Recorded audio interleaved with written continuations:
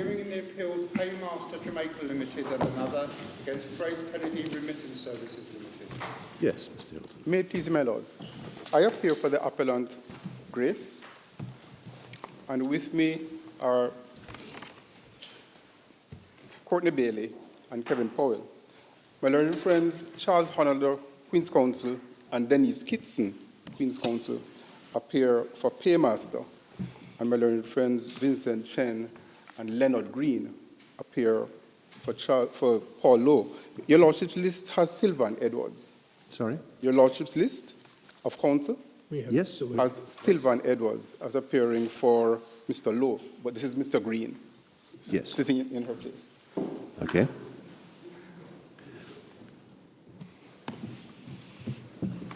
My lords, in both the appeals before the board, Paymaster invites your Lordship's board to conclude that the learned trial judge's findings of fact should be set aside. In the appeal brought by Grace, that is the appeal relating to the breach of confidence claim, the Court of Appeal set aside the trial judge's findings of fact, and Paymaster contends they were right. In the appeal brought by Paymaster to do with copyright, Paymaster invites the board to set aside concurrent findings of fact in the courts below. Indeed, my lords, in at least one case, Paymaster effectively urges the board to find facts contrary to those agreed by the parties. Your Lordships will have noted that Paymaster's written case does not adopt the agreed facts and issues. It starts with an account of the facts, which in our submission is not fully consistent with the evidence and certainly not the findings in the courts below. There are two important examples, and if I may start with those.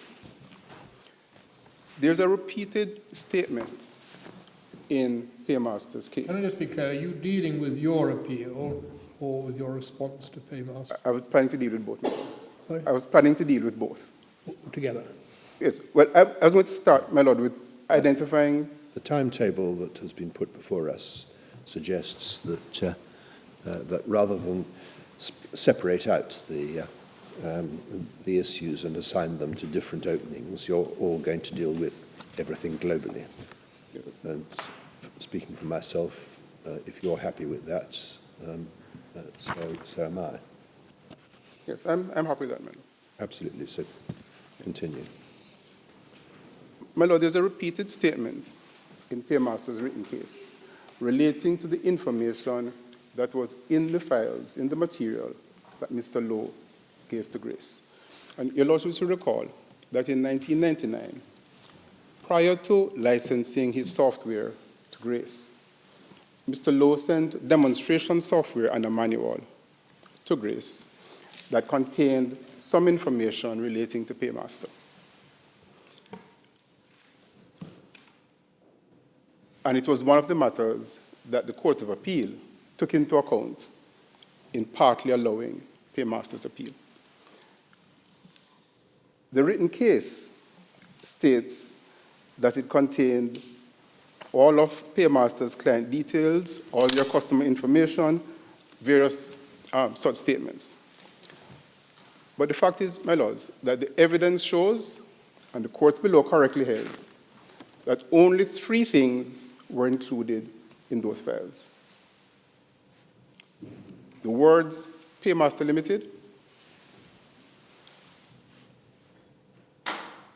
the location of some of Paymaster's branches,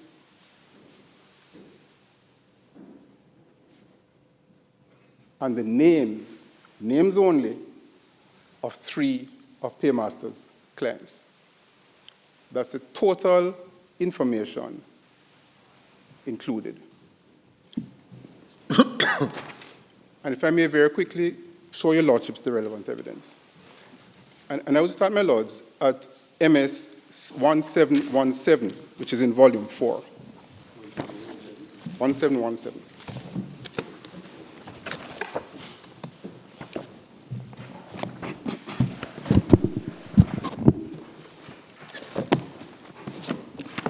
Did you say 1714? 1717, my I'm lord. so sorry, thank you. and as your lordships will know, it is the page numbers at the bottom.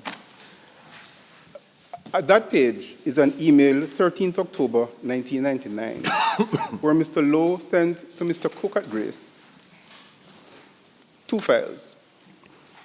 In the first line, what he called the head office application, which is the software. Which is the what? The software, the demonstration software.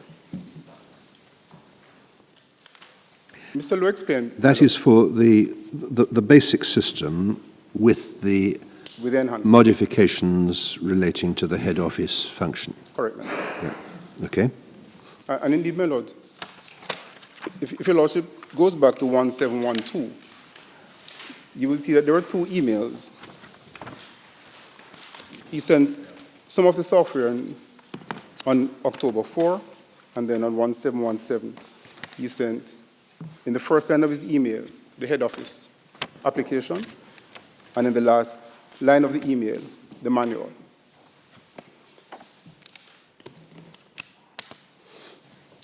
And then the pages that follow. The first page, which is 1718, is merely a list of the files, the electronic files that made up the software. And then the following pages are the manual. If I could ask your lordships to then turn to MS 829, which is in volume 3. And I'll explain in a moment, my lord, why I'm doing it this way.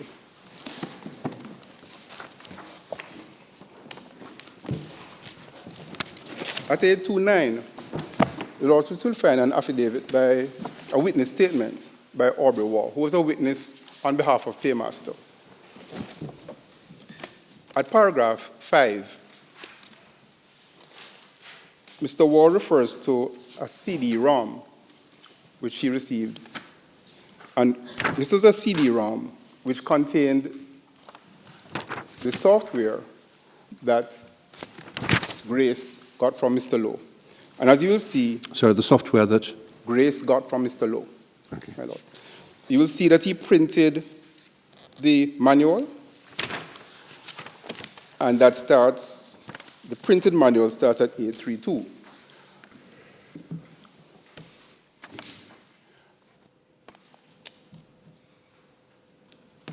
So that 2 copies of the manual were in evidence, and they are very similar with some very slight differences. This one, beginning at 832, contains more information than the one I showed your lordships first, and I will therefore refer to this one. In all respects where they were different, this one had in a little more information. The information, my lords, contained in this manual were firstly Paymaster's name, and you'll see on page 833, and on various pages, a copy of what was presumably shown on the screen when the program ran, that had its name. Secondly, branch locations, and if you go to 845,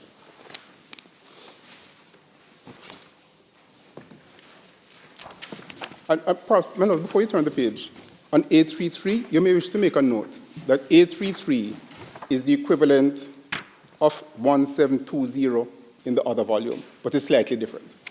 Sorry, after 833, we should be looking at 845. You're 1 keystroke behind, aren't you? Anyway, 833 and 1720 are meant to be the same, but they're slightly different. All right. Sorry, did you refer us to 845? Before I do that, my lord, if I just complete a point on 833. But yes, I'm going to go to 845 next. All right. Are you going to say that it matters that they're different? No, my lord. Yep. Nothing turns on the difference. I see that. 845 for the branch locations. So 845, my lord. You'll see on 845 a listing of branch locations. Sovereign, York Plaza, head office, ends with anywhere.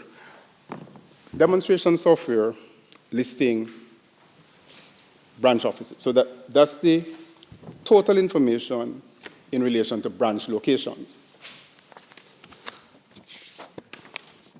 Mm-hmm. And finally, the client details.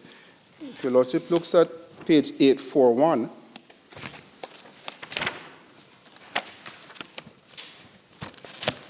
text in the last paragraph, the list of payments by type, etc., cable companies, for example, JACS would be the transaction code for the cable company JACS. And your Lordships will see subsequent reference to this company and this information. Sorry, I haven't got that. 841. 4 lines up from the bottom. In the last Yes, I paragraph, see. there's a sentence referring to JACS, I'm with you. name of a cable company. Right. And if one reads the paragraph, you will see that it is instructions as to how to use the system, and it gives, by way of example, a transaction code and what it would mean. Finally, my lords, at page 839, 838 and 839, 838 in the second paragraph, a reference to Jamaica Public Service.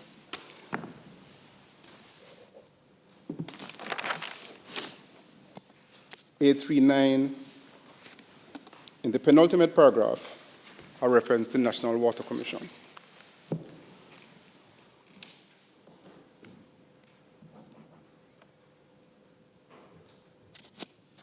Those, my lords, are the information indicated in the documentation and evidence. Now, it might be said that Paymaster's witnesses suggested that there was more. There's an affidavit by a Dr. Dallas, which starts at 850.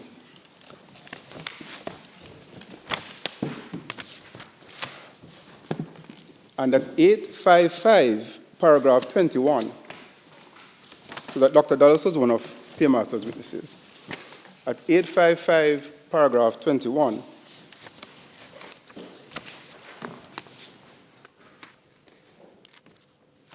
at subparagraph 3, he says, the bill express application supplied by the second defendant, that's Mr. Lowe, when executed, displayed agency branch information that was clearly relating to Paymaster, indicating that at least one database in the bill express application had been populated with Paymaster's information.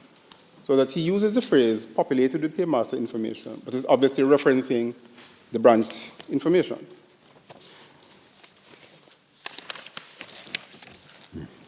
And indeed, Mr. Waugh himself, if you go back to 831,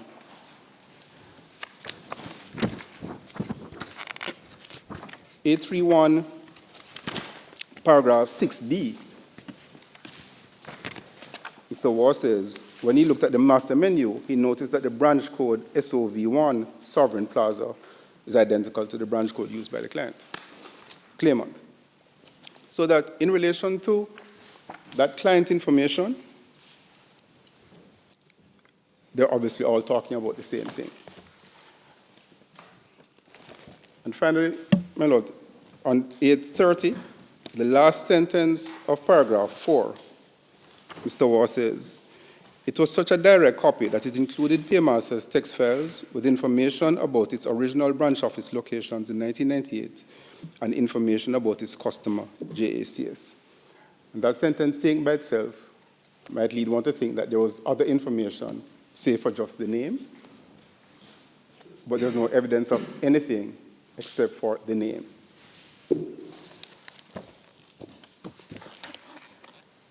I should tell your lordships that a CD with the software was in evidence and was available in court. Neither court looked at it. None of the parties showed it to the court. Doubtless because, my lords, all the parties recognized it took the matter no further than the printed manuals.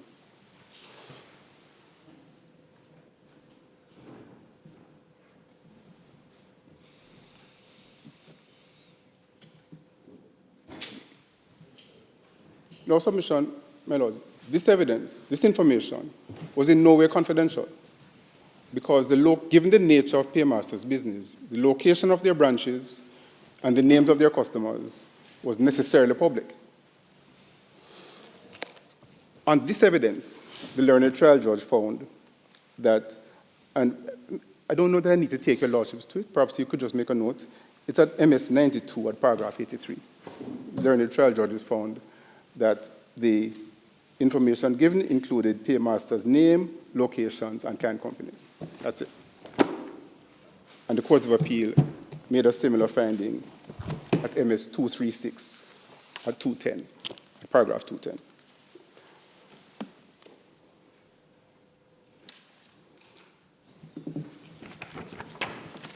And I just observe, my lords, if you look at the agreed précis and the description of what was disclosed, it is similarly limited to name, location, customer names. My lord, we submit that in any event, the disclosure of that information would be irrelevant both to the breach of confidence claim, which your lordships will recall had to do with the alleged use of a manual of a business plan handed over in 1996. You referred to paragraph 210 of the Court of Appeal's judgment, I think. I don't think that's the correct paragraph for your point.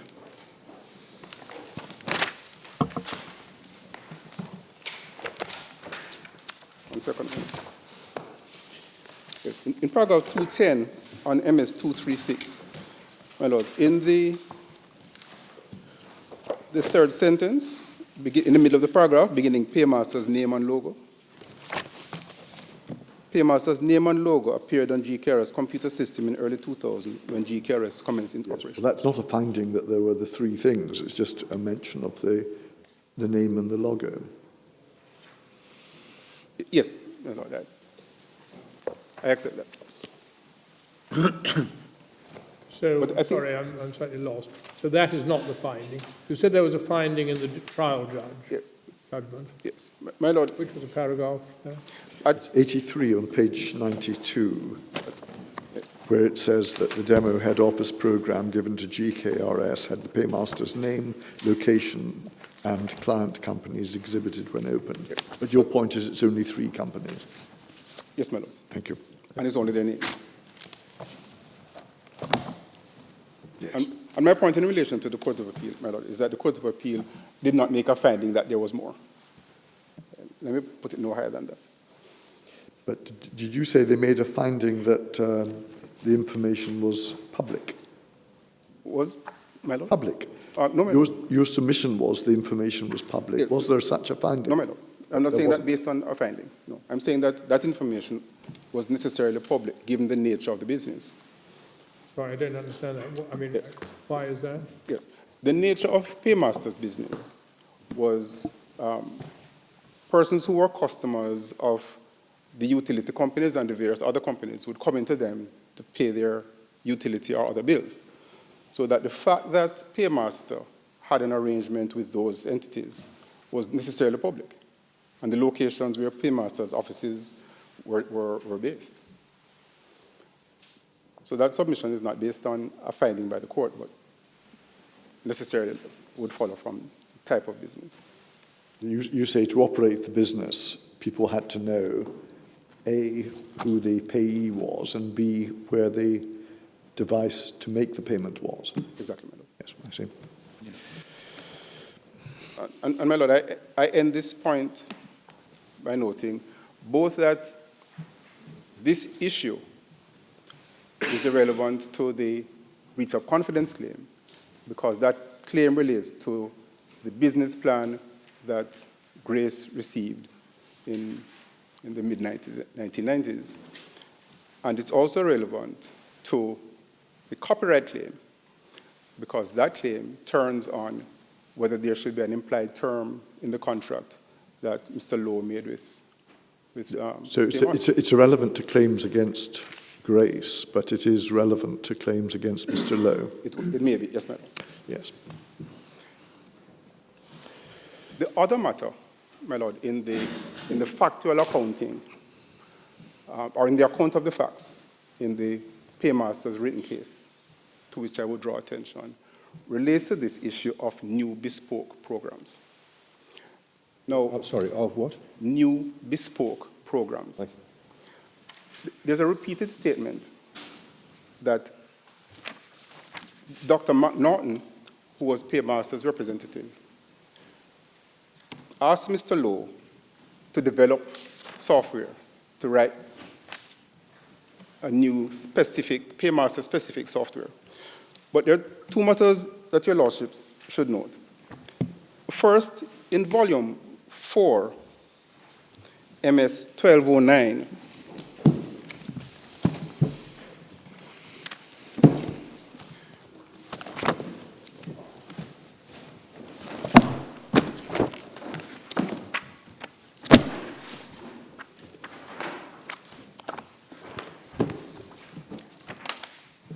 your lordships will find a document on Paymaster letterhead, and the evidence is prepared by Dr. McNaughton on his behalf. MS page 1219. 1209. 1209. Yes, 09, I'm sorry.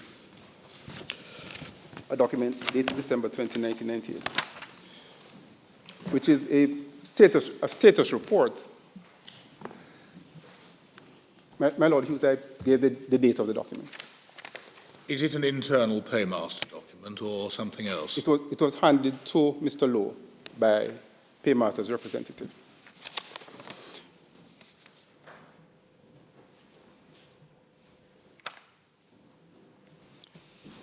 Your Lordship will note towards the bottom of that first page a heading, the agreement.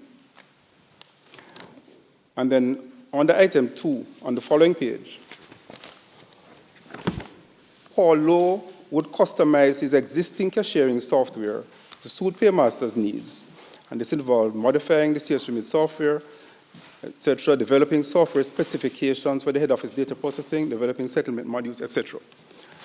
So that Paymaster's representative's description of what was agreed was a development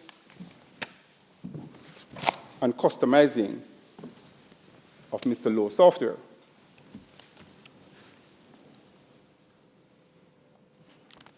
Witnesses for both Paymaster and Mr. Lowe then agreed that after the modifications, after the creation of the head office modules, it was still one software.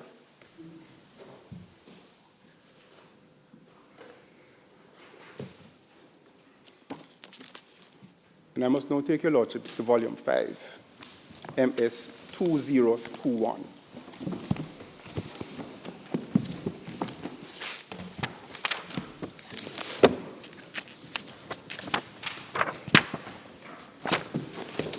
Now, at 2021, Dr. Dallas, one of Paymaster's witnesses, is being cross-examined. And starting at line 7,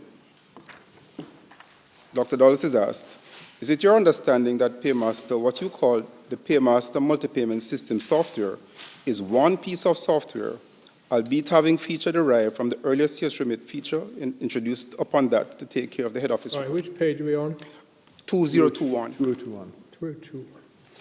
Thank you, yep, sorry. So that, my lord, from line 7 to line 16 on 2022, the witness confirms that it's one piece of software after the modifications, and he indicates that software and application are interchangeable words, and it has a number of functions, a number of programs, and later it refers to modules.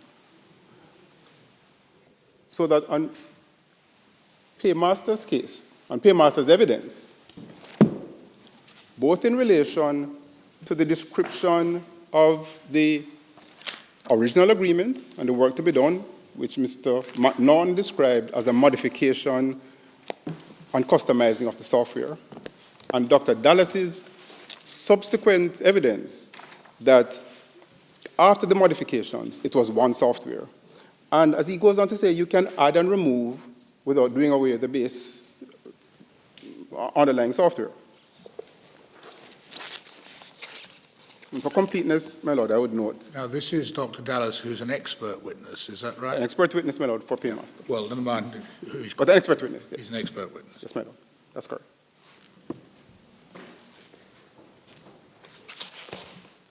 I would note for completeness, my lord, that Mr. Lowe himself gave evidence to the same effect.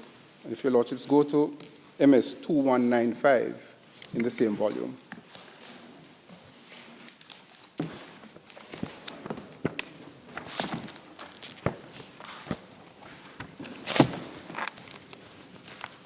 (2195), starting at line 21.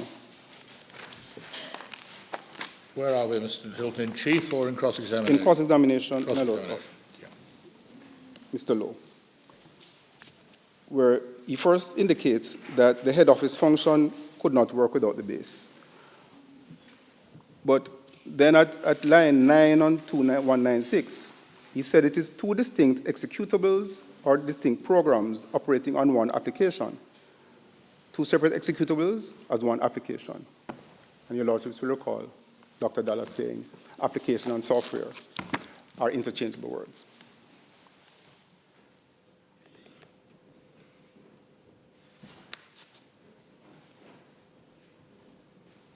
And all of this, my lords, is important because the issue of whether on the facts a term should be implied will be affected by what was in nature of what was agreed and what was to be done. And we say that the correct assessment of the facts does not support the conclusion urged by Paymaster.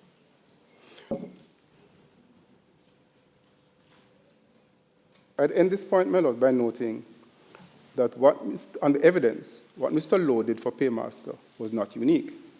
He gave evidence that he was constantly upgrading and enhancing the software. And each subsequent client got the benefit of what he had done for the previous client. And this was something that the learned trial judge specifically referred to and relied on. And if I may now turn my lord to volume 2. Volume 2, MS 501.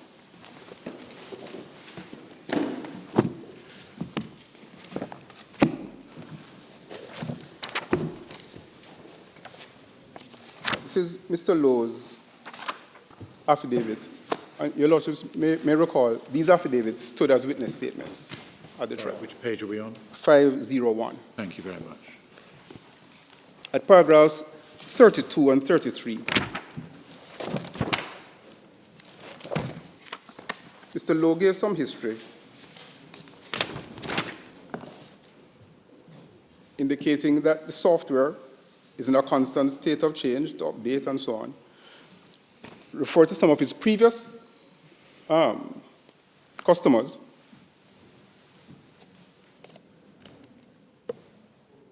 of Trinidad and Tobago, etc., and saying in 33, the present state of development of the software is a valuable asset developed over many years, and so on. And this passage in paragraph 33, I just mentioned, was specifically quoted by the learned trial judge and relied on. Is that an assertion that anybody other than Grace uses the software in its post-Paymaster manifestation? No, my lord, I don't understand it to be. Because Jamaica Public Service, it just depends whether they're listed chronologically or not. Yes. But I think it is. I think they are listed chronologically. so that the Jamaica Public Service Company and the government of Trinidad and Tobago would have been using the CSS without whatever it was that Paymaster got added into it. That's my understanding, my lord. And the only person who's subsequently been using it with the Paymaster bits added in Grace, or some others as well? Well, my lord, what happened, as your lordship may recall, is that there was then an injunction. Yes. Nobody could use it. It became obsolete. And then it's obsolete. Yes, of course, quite right. And as a perhaps unfortunate aside, the ex parte injunction lasted for 10 years. Yeah. Because the learned trial judge, the judge who heard the application at the interlocutory stage, reserved for some years, and then retired. And then, unfortunately, passed away, I think the morning of the trial, week of the trial, yes. But my lord, for completeness, I just ask your lordships to make a note that at MS 82, the learned trial judge quotes and relies on this evidence. MS 82. Yes, my lord. Paragraph 60.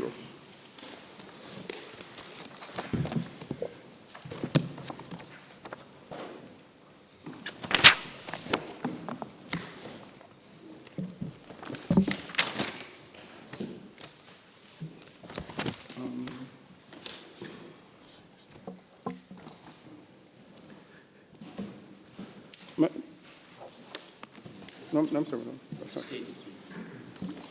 I'm sorry, madam, give me one moment. That's not right. We're looking at paragraph 59, are we?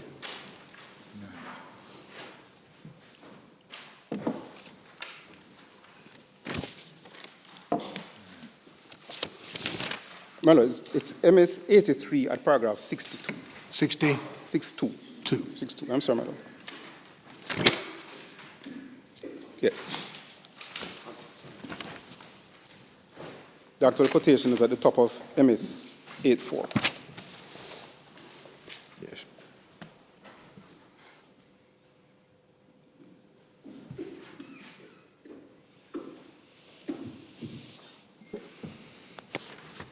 My lord, I will turn, if I may, to some specific matters relating to the breach of confidence appeal.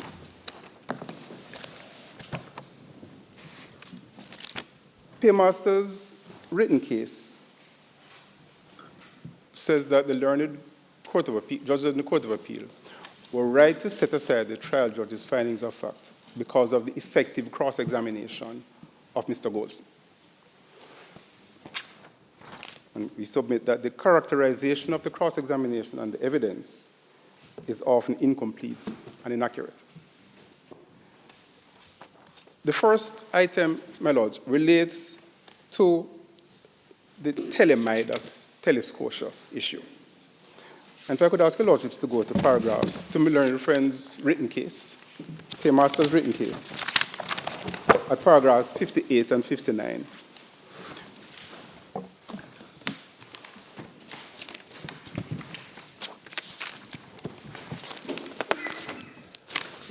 Now, 58, Hang on. and this is at MS 2367.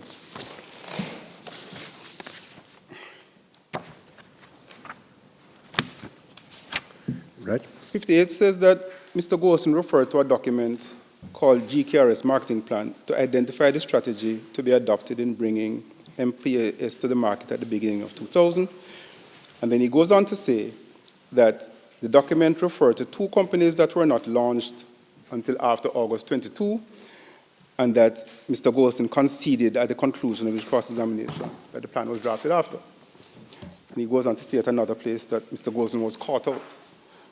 My lords, when one considers the evidence, it is plain, firstly, that there was no concession, and secondly, that the cross-examination did not reveal anything that was not fully disclosed before the trial began. But the entire argument, my lord, is based on a false premise, which is the premise set out in paragraph 58, which is that the purpose of the document was to identify the strategy, bringing the thing to market in 2000. And I'll show your lordships why that was a false premise by asking you to go to volume 2.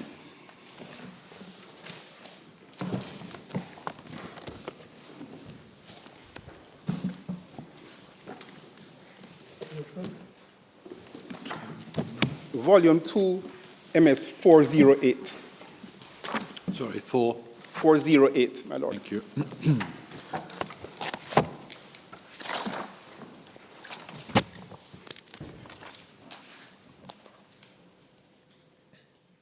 At paragraph 13 on 408 is a paragraph where Mr. Golson refers to this document.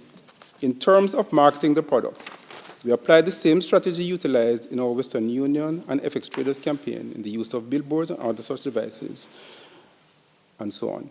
And we developed a marketing plan which is exhibited. You'll also see that he does not allege that it was prepared prior to 2000, and doesn't say that he's quoting this for the purpose of showing what was done prior to 2000 to before he started operating. But if you read the paragraph in context, Yes. The one that paragraph follows. 12 talks about a staff poll, the selection of the name, and paragraph 14 says after 2 years preparation and planning, in about 1999, they rolled out the product. Yes. And I've seen So I understand, my lord, that one could read it you in the say- context of the paragraphs to say that. Yes. And indeed, that appears to be what the claimant, Paymaster's witnesses did. And so if you turn to page 516, you will see an affidavit in response to this one.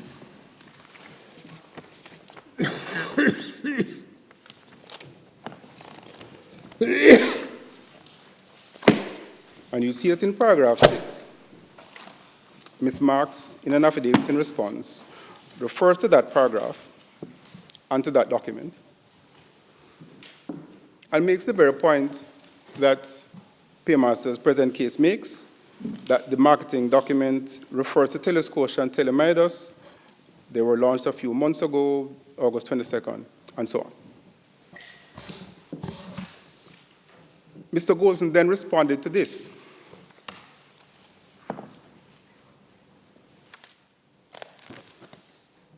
And that response is at MS 548.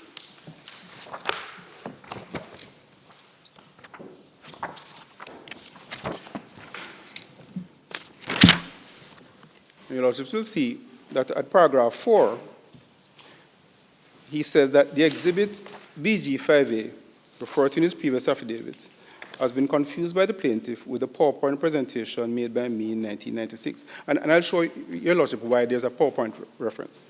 At no time was it stated or inferred that the marketing strategy was the same as or part of the PowerPoint presentation. And this is the important part. The marketing strategy represents the most recent up-to-date of our plans in respect of the marketing of the product in the year 2000 and beyond. This is in September 2000. So that it was plain from this point that he's not suggesting that this is a pre-1999, pre-2000 document, or that this is, as my Lord Hodge pointed out, could be interpreted as falling within that context. And there's a point we make, my Lord, in further reference to my Lord Hodge's point, our original written case, that the learned trial judge obviously appreciated the distinction, because when he recited the matters on which he was relying to show the history of steps taken by Grace to launch their product, he listed paragraphs 10, 11, 12, 14, recognizing that 13 led to a different issue.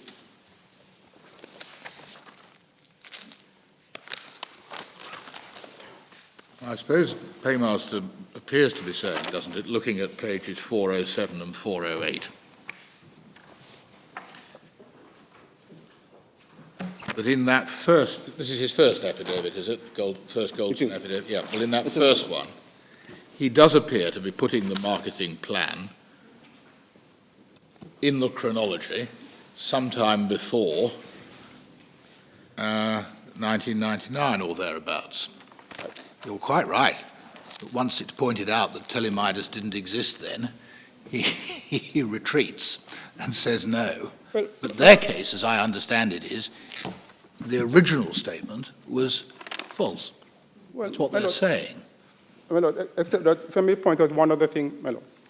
If your Lordships go to the actual document, which starts at 456. 456.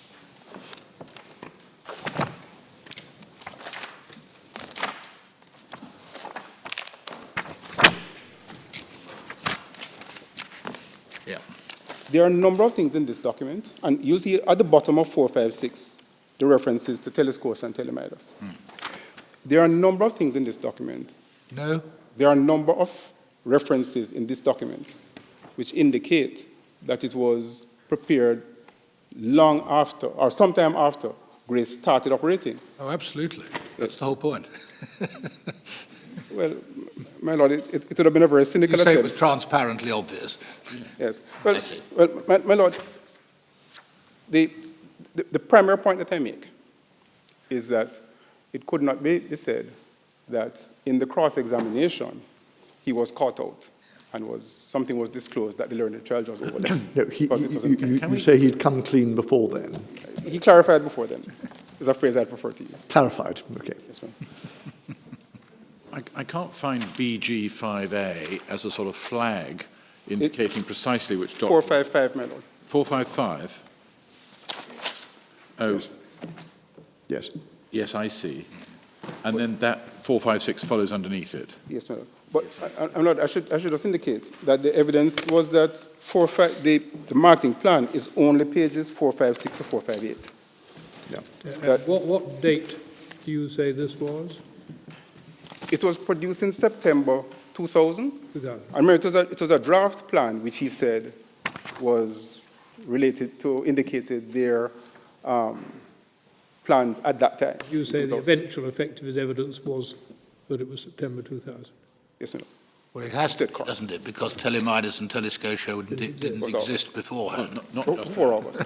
but he's looking at an estimate of transactions in 2000, Quite. 456, and all sorts, as you say, there are all sorts of indications. My lord, for compliance, I should just point out that a different document starts at 459. PowerPoint presentation in 1999.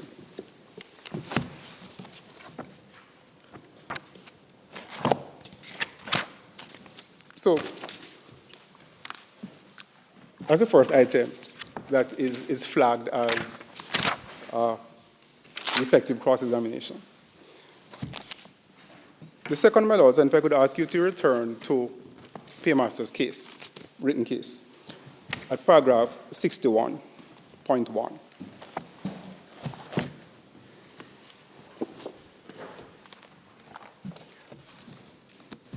At paragraph 61.1, the case states, Lowe admitted in cross-examination that it was pursuant to instructions that he knew what GKRS wanted and as such sent them the Paymaster program. And a similar statement is made in 30.6.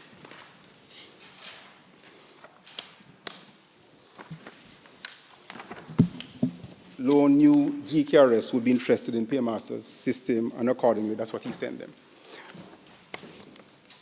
But my lord, it's a misreading of the evidence,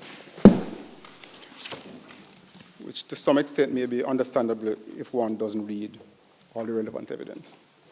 The footnote invites the court to go to volume 5, MS 2005. I'm sorry, 2205. Volume 5, MS 2205, at lines 1 to 6.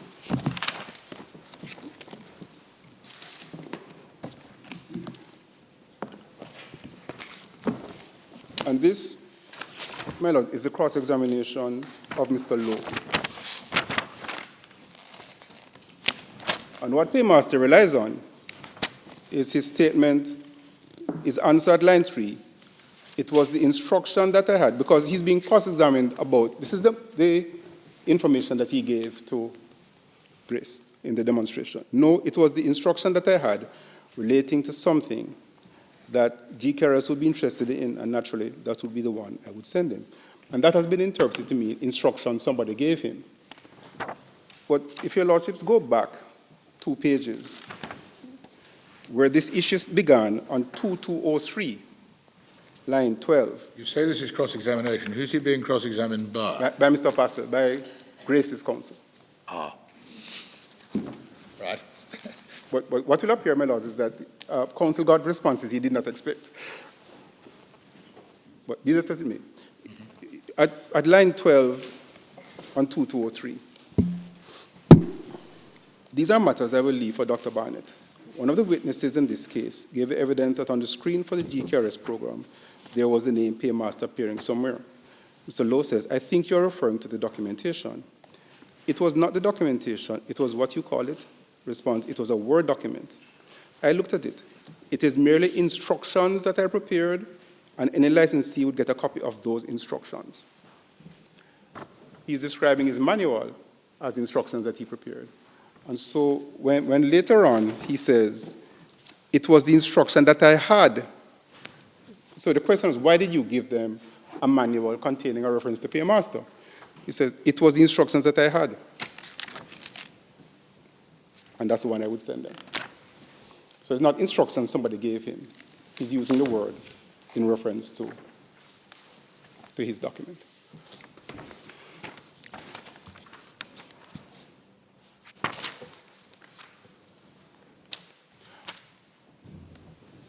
My Lord, I'm conscious of the time, and perhaps if I may just give your lordships page references for the next item so I can move quickly to something else.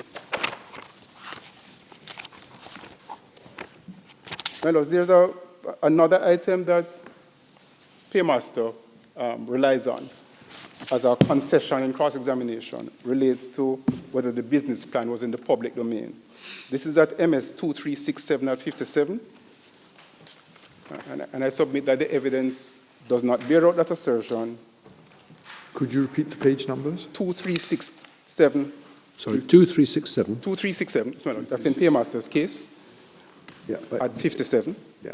Oh, it's discussing. But if one looks at volume 5, MS 2133 to 2134, and volume 2, MS 410 at 21, your lordships will see that he was not accepting that what he said was incorrect. He was explaining why he said it.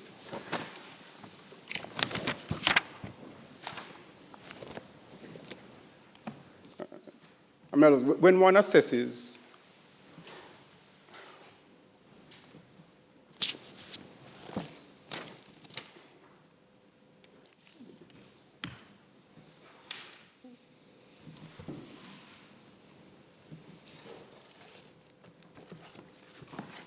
when one assesses all the evidence, my lords, we submit that there was nothing extraordinary at all about the learned trial judge's findings of fact, and there was nothing in the cross-examination that justified the Court of Appeal's decision to set it aside.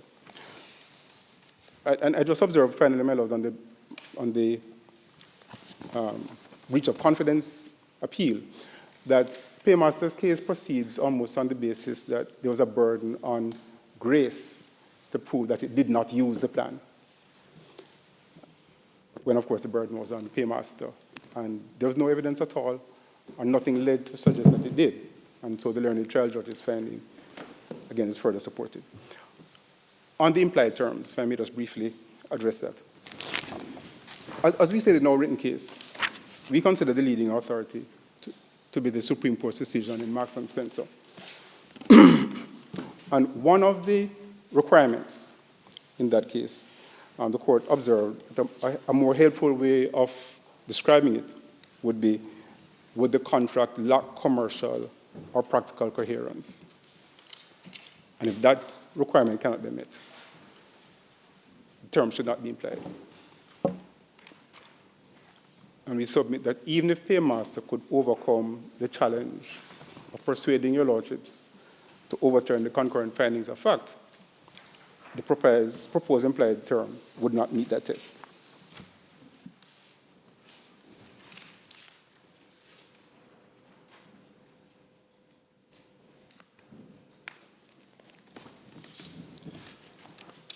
I'm being reminded, my lord, that I have more time left than I thought. But, my lord, if I could ask you to go to, again, to Paymaster's written case at paragraph 40. We're on the implied terms. I am, my lord. Paragraph 40. 40.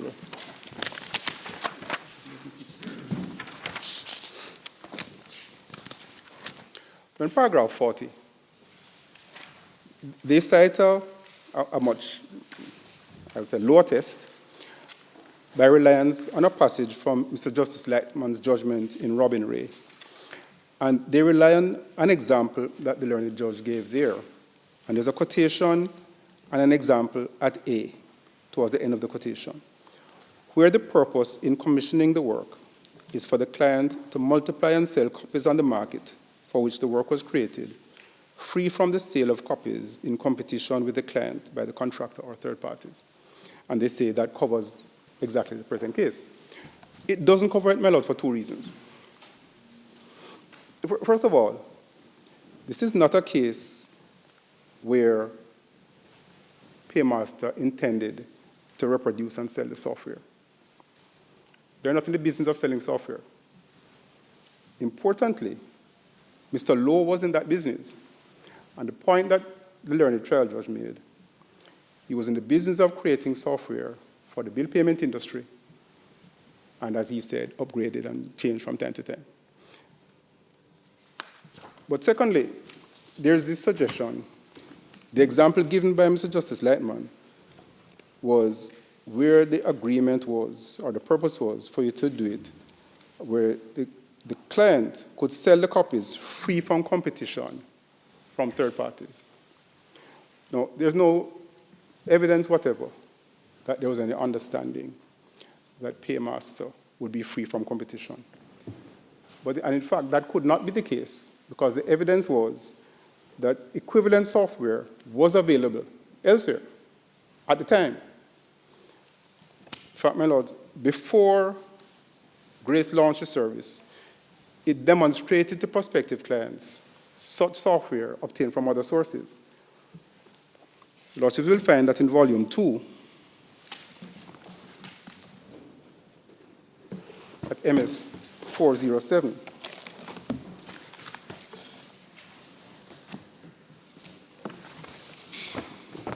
at MS 407 at paragraph 11.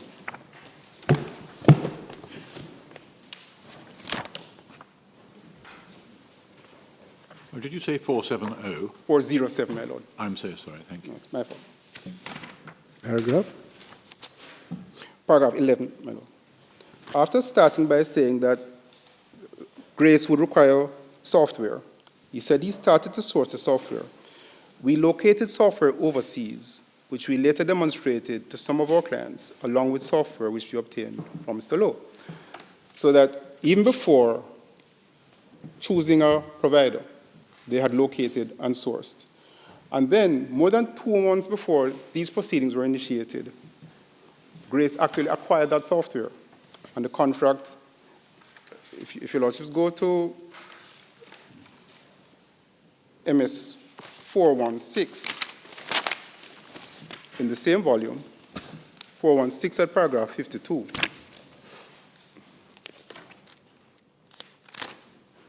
he says, prior to the filing of the suit and to the grant of the non-exclusive user license by Mr. Lowe, Grace had sourced other software for use in his bill payment system. He has now obtained the software. And the agreement was also put into evidence, which is in Volume 3, MS 899.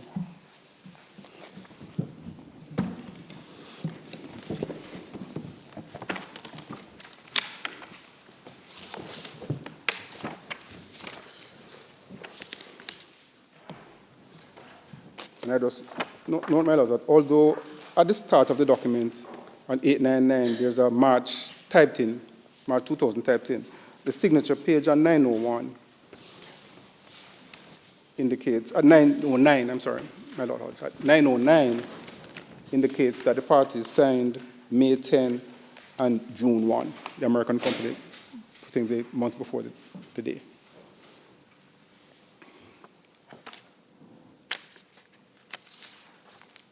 So that any prospective provider of the service could therefore have gone elsewhere to purchase the software, as Grace ultimately did. And so the suggestion that there would have been an understanding that Paymaster would have had a market free from competition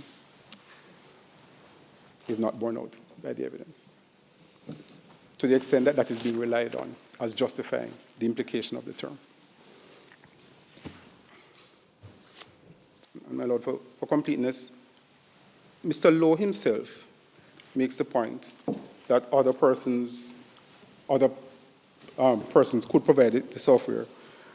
And if your lordships look at Volume 2, MS 502,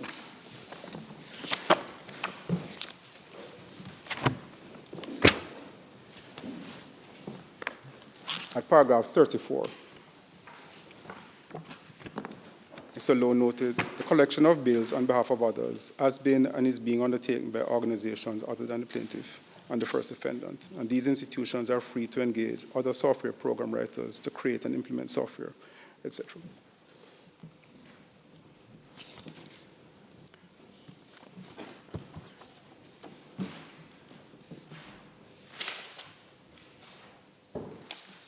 I will now turn to the pleading point. Yes. Your Lordship will recall that Paymaster's pleaded case was that they created the software. And in the course of closing submissions at the trial, they relied on an implied term for the first time. Both the trial judge and the Court of Appeal noted that that was the pleading, but said that the evidence given was sufficient to, in effect, supplement the pleading and allow the implied term.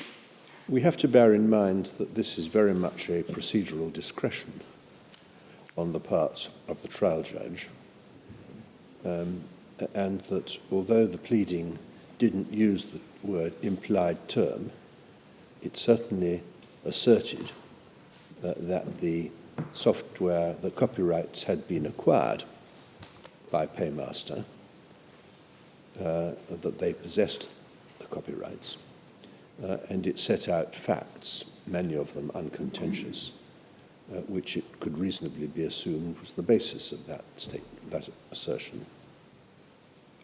I accept that, my Lord, and if that were all, I would accept that the courts below could properly say in their discretion that that's what was intended. But the difficulty is two things. Paymaster went further than that. They didn't only say they acquired the copyright, they said how. Sorry, they said? They said how. That is, by creating it, by creating the software. And that assertion is inconsistent in our submission with a subsequent assertion. Well, they didn't deny that the software had been written by Lowe, did they? They said he scripted the software.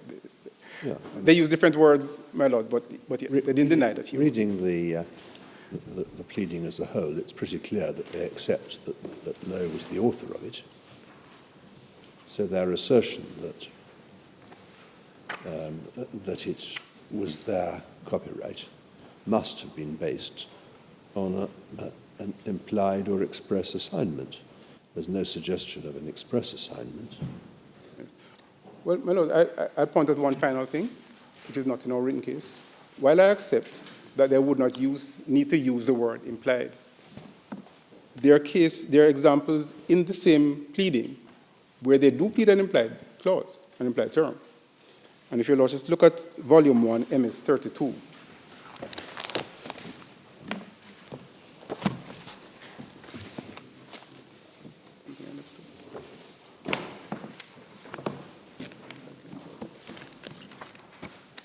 At paragraph 20 in Volume 1, MS 32.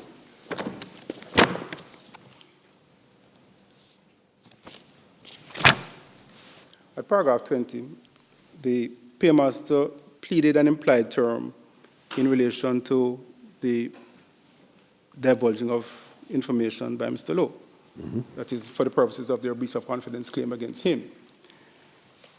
Paragraph 21B, where they're giving particulars of breach of contract by Mr. Lowe, they plead a breach of this implied term.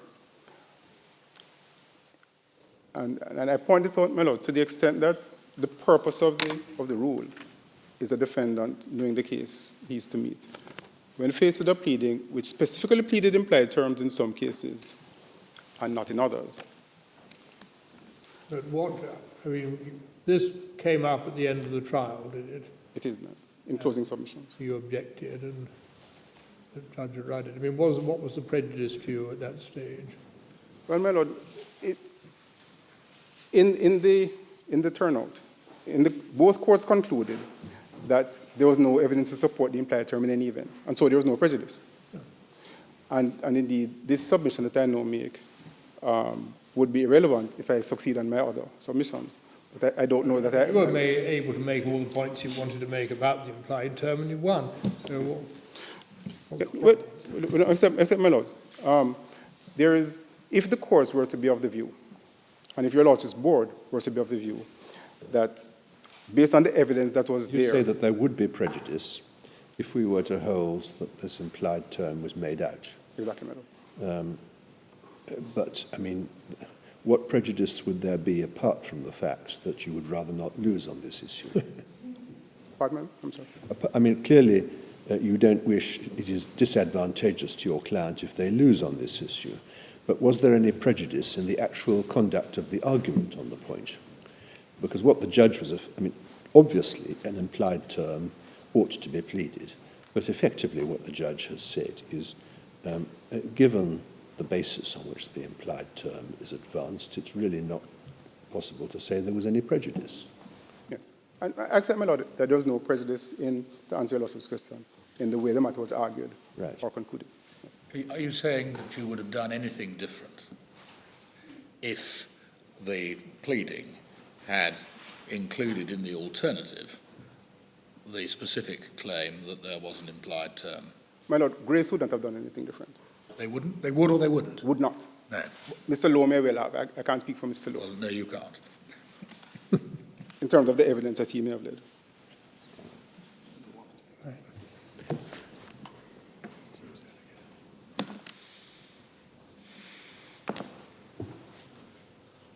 My lord, I will turn then to the costs appeal. And there's a small point in relation to the cost order made by the Court of Appeal, and which I'll be very brief. You'll also to recall that the Court of Appeal, having partly allowed the Paymaster's appeal, ordered Grace to pay the costs of that appeal. Can you just, what actually happened? The costs order appeared in the judgment itself. What happened? I mean, I recall from an earlier appeal that there is a procedure for this. Are you saying that you could not have applied for a different costs order to be made? Yes. Yes, my lord. And the difference between this case and the Sanssouci case, similar to the Sanssouci case, the day before the last day of term, Right. we got a notification that judgment would be delivered. Judgment was delivered on the last day of term, which contained the cost order. Yes. And the cost order was then perfected by an order made during the vacation.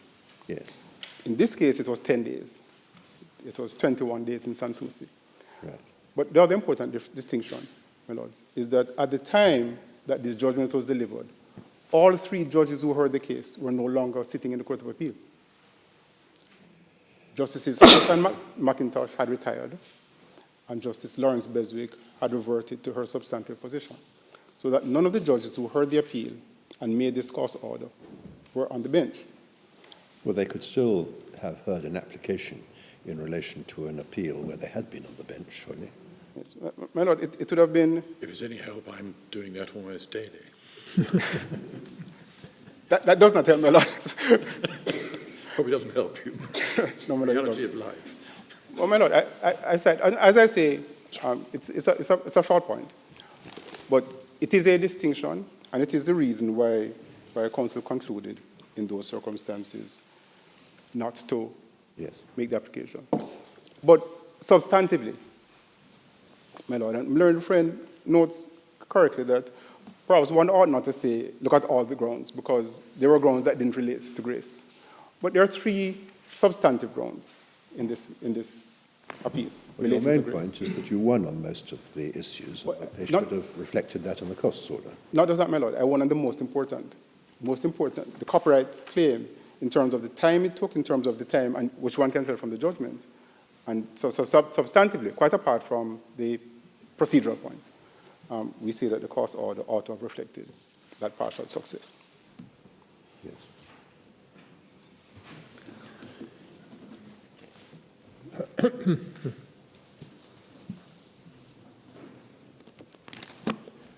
Could you just help me about this? What would be the difference, if any, in the relief which follows from succeeding on the breach of confidence issue only, or alternatively succeeding on the copyright issue? Well, Madam, I don't know that the damages, because as your Lordship knows, the damages issue was deferred. Well, I know. Pending the outcome. Well, There I would be know. damages in both cases, wouldn't it? I don't know that the damages would be any different. They wouldn't, would they, really? My Lord, the claimants would have to, Paymaster would have to say that. I don't know what damages they would claim and how they would assist it. No, all right. But it may well be the same. Because if the reality is that, that succeeding on either of the two issues is enough for them, that might have some effect on the cost ruling, mightn't it? It might, my Lord, the difficulty is that the court was not in a position to make that assessment. Well, the measure of damages Okay. wouldn't necessarily be the same. I mean, as between breach of copyright and breach of confidence. I mean, on a breach of copyright claim, you would normally get an implicit royalty by way of damages. On a breach of confidence claim, you might get the same kind of damages, i.e. an implicit royalty, or you might get it assessed on some other basis. But since the information which is protected by these causes of action is different, the damages would not necessarily be the same, and you might indeed get two lots of damages, one relating to each piece of information that was misused. That's exactly right, Madam. My Lords, unless there's anything further that I can address at this time, those will be our submissions, and one for those reasons we respectfully ask the board to allow Grace's appeal and dismiss Paymasters. Could I just clarify one point? Am I right in saying that Mr. Goldson's evidence essentially is that he got what he needed in large measure from the quick pay system operated by Western Union, subject to two alterations? One, the pricing model, where he had to have a different pricing model from that which Quick Pay used. And secondly, he needed direct access to the biller's database in order to make available to customers their actual balances. Was that his case? That is effectively his case. Yes. Yes. And is that relevant to the business plan?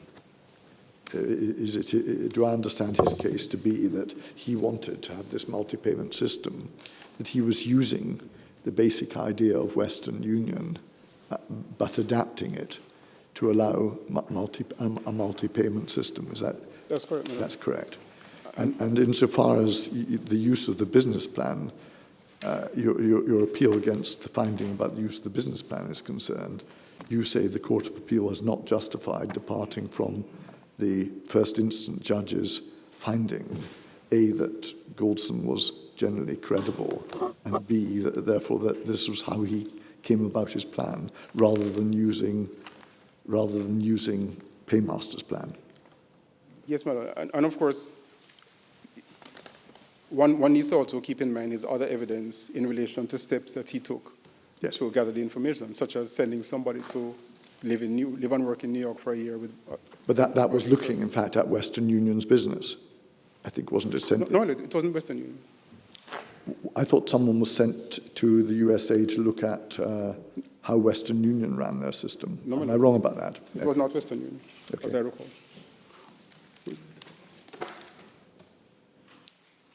If I may just check and confirm that.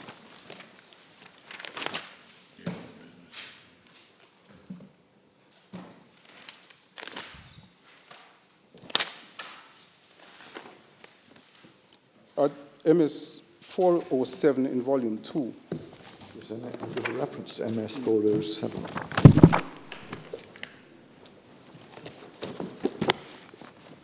Yeah, paragraph 10.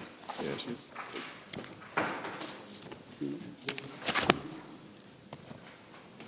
Yes. So the business that she was, that Marcia Chon Tong was studying in New York, was that not the Western Union system? That was not my understanding, my lord. My lord, perhaps if your lordship would allow me, as I have a reply later, I'll make a note and try to confirm this. But that was not my understanding. Mr. Hilton, before you sit down, have I got the right business plan at 301? Volume 2, 301. What page, my lord? I'm sorry. Volume 2, page 301, is that the relevant, is that the business plan that all the argument's about? Yes, my lord. Yes, that was the first business. Good. I follow what you've said about it. I think I understand. I think what's said against you is this is a blueprint for how to do multi-utility payment transfers. My lord, I would respectfully say that blueprint is too strong. Right. It is very general. It does deal with that issue, but in a very general way. All right. One could hardly use this as a basis to start business.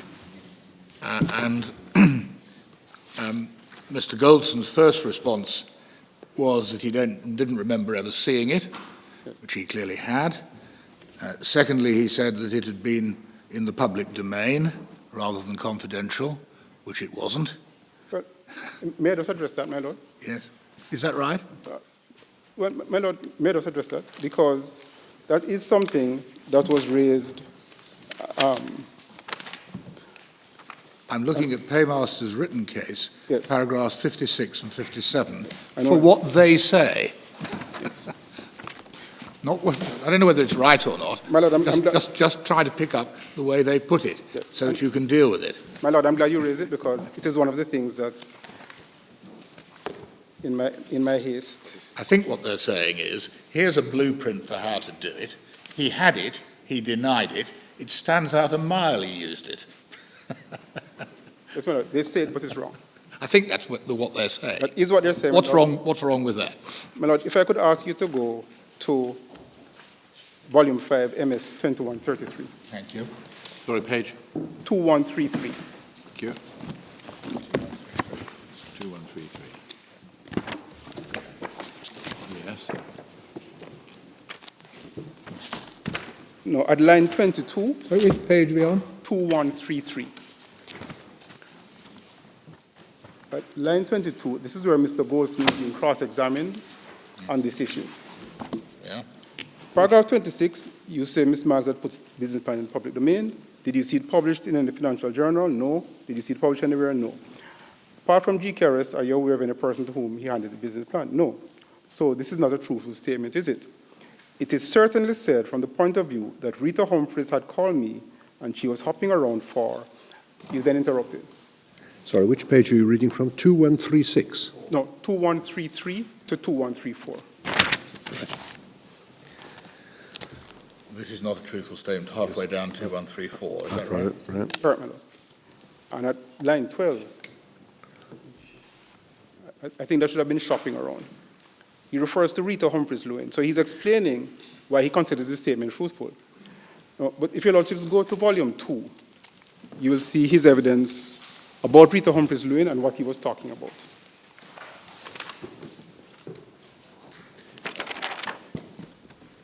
And this is at MS 410, paragraph 21. Paragraph 21, he says, Grace was again approached, this time by a stockbroker, Rita Humphreys Lewin, acting on behalf of Paymaster, to invest in or purchase Paymaster. In relation to the paragraph, and so on, in order to attract investment, plaintiff's business to advertise to prospective investors. So he's explaining that when he said in the public domain, that's what he's referring to. Yes. No, one can, and the cross-examiner says, but that was an assumption. And I accept, my lords, that one can say this is an assumption that perhaps public domain, one may not consider this to be that far, but I submit that one cannot say that this was either an attempt to mislead or a retraction. All right. Thank you.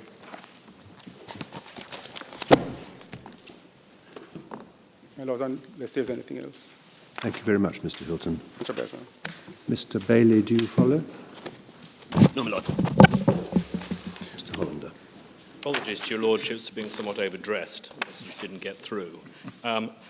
If your lordships will permit me, I was proposing slightly to extend my initial time at the expense of my reply, because I prefer to make majority of my submissions first time round and perhaps have a shorter reply.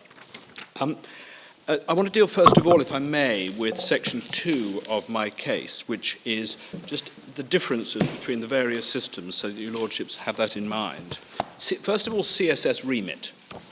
This was the software authored by and licensed by Mr. Lowe. He had been licensing that for a number of years. It was a cashiering program which would be installed at a single entity, such as a utility, a gas company, or the like, and would enable that single entity to collect payments from customers. No agency, no multi-payment.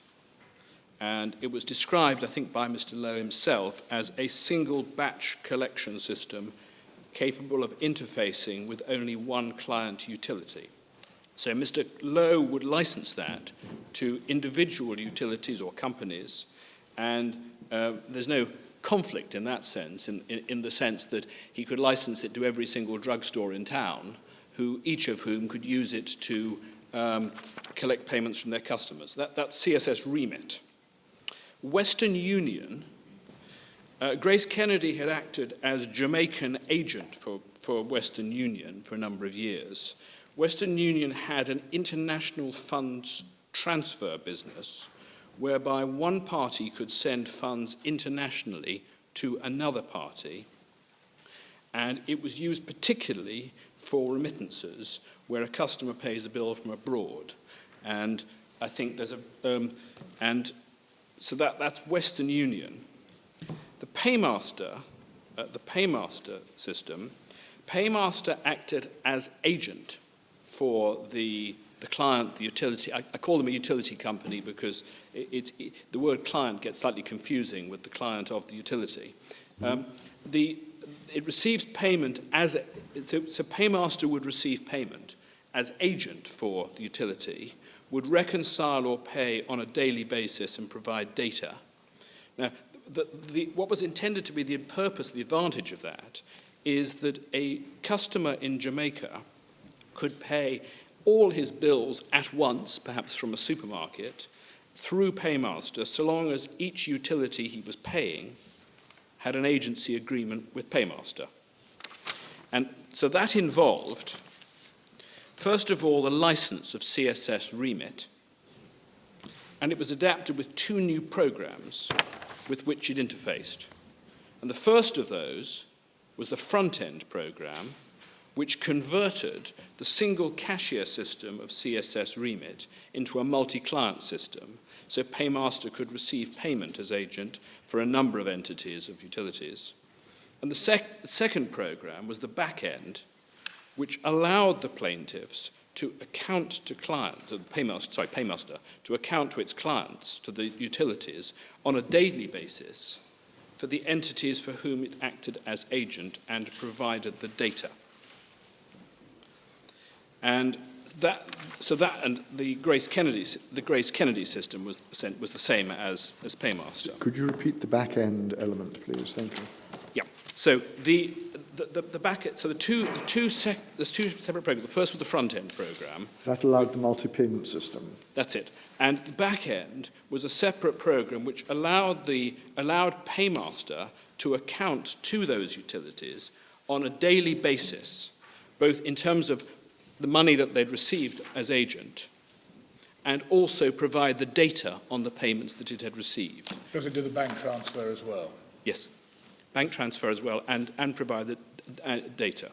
So in order to get that, when Mr. McNaughton, on behalf of Paymaster, asked Mr. Lowe to do this, what he asked him to do was effectively to provide 2 new programs, which the back end and the front end, which would interface with CSS Remit, which Paymaster had licensed from Mr. Lowe for this purpose, And it was those 2 new programs which were created on instructions from Mr. Lowe.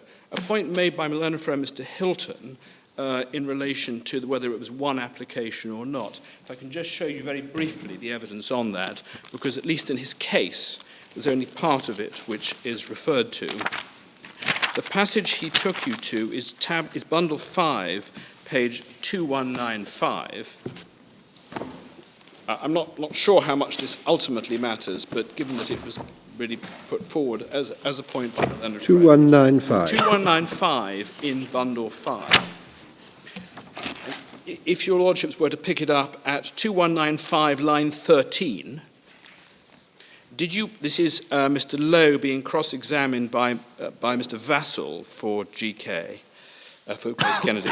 Did you end up with one application or 2, one piece of software or 2? It had to be 2 pieces because one run at head office and the other at locations, so it had to be 2 pieces. How do they interface? Their operation requires them to interface, yes. And then he says, could it be done without CSS remit? No. And then over to the next page at line 5, I think this is the sentence referred a little bit out of context in Mr. Hilton's case. It is in fact one system or one application, says Mr. Lowe. But then question, when I asked you first, you said 2 applications. Yes, it is 2 distinct executables or distinct programs operating on one application. 2 distinct programs, I see the executables, 2 separate executables, but operating as one application. So that's the relevant passage that the friend referred to. Now, so that is the nature of the product in question, and now the Paymaster, as I've said, took a license of CSS remit from Mr. Lowe. What Mr. McNaughton asked Mr. Lowe to do is effectively to do what Paymaster was asking in accordance with Paymaster's requirements. It appears that what Mr. Lowe gave him was the business plan, which has as an appendix the architecture which was required. The business plan which your lordship... What Mr. Lowe gave him, I'm sorry, I'm so sorry. what he received. Which Mr. Lowe received, yes. And I'm sorry, did I say it wrong? Mr. McNaughton, acting effectively on behalf of Paymaster for this purpose, who instructs Mr. Lowe, gives him I think he gives him, in fact, the business plan, but the important bit for present purposes is he gives him that bit which, at the back of the business plan, which is the architecture. And the architecture section is at... The architecture of the modified software system. The architecture of what Paymaster wanted by way of modification. The business plan starts at 301, and the architecture section starts at 318. And you can see the date, February 1995. I don't understand there to be any issue about it. And you can see that the document starting at 318 it explains what it is that Paymaster wants. In fact, 323, I think, the section on top of 323 is cited by the Court of Appeal. So that's what he's asked to provide. Now, as your lordships know, both courts rejected the copyright claim, and in my submission, the point is actually a quite short and narrow one. When you're licensing CSS remit, I said to your lordships that you could license it to every drugstore in town, in a sense that there is no competition, in a sense, between the drugstores, and there's no difficulty in licensing Mr. Lowe's product to a whole variety of entities. But it doesn't work like that when Mr. Lowe is asked in these circumstances to create 2 new programs to interface with CSS remit for the purpose of Paymaster's business. Paymaster is investing lots of money in this business, and the whole point about it is, unlike CSS remit, the utilities will want to sign up to it, hopefully, because everybody else is doing so, and therefore the customer can go into a supermarket and pay all his bills in one go, so long as they've all got an account or an agreement with Paymaster.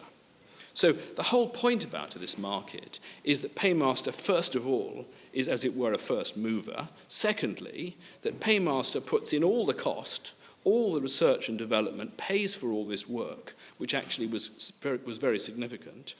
If you license it to someone else, then it defeats the whole purpose. Why does it have to be a monopoly, Mr. Holland? Well, it doesn't have to be. The idea, well, where I start, my lord, is if you have to look at the arrangement between Paymaster and Mr. Lowe, could it have been contemplated that Mr. Lowe would be free, having authored this at the expense, with all the research and development cost that Paymaster have put into it, to enable them to get into this market, this new market with these new programs, do something that people hadn't been done first, and then Mr. Lowe then license it to what Paymaster have paid for and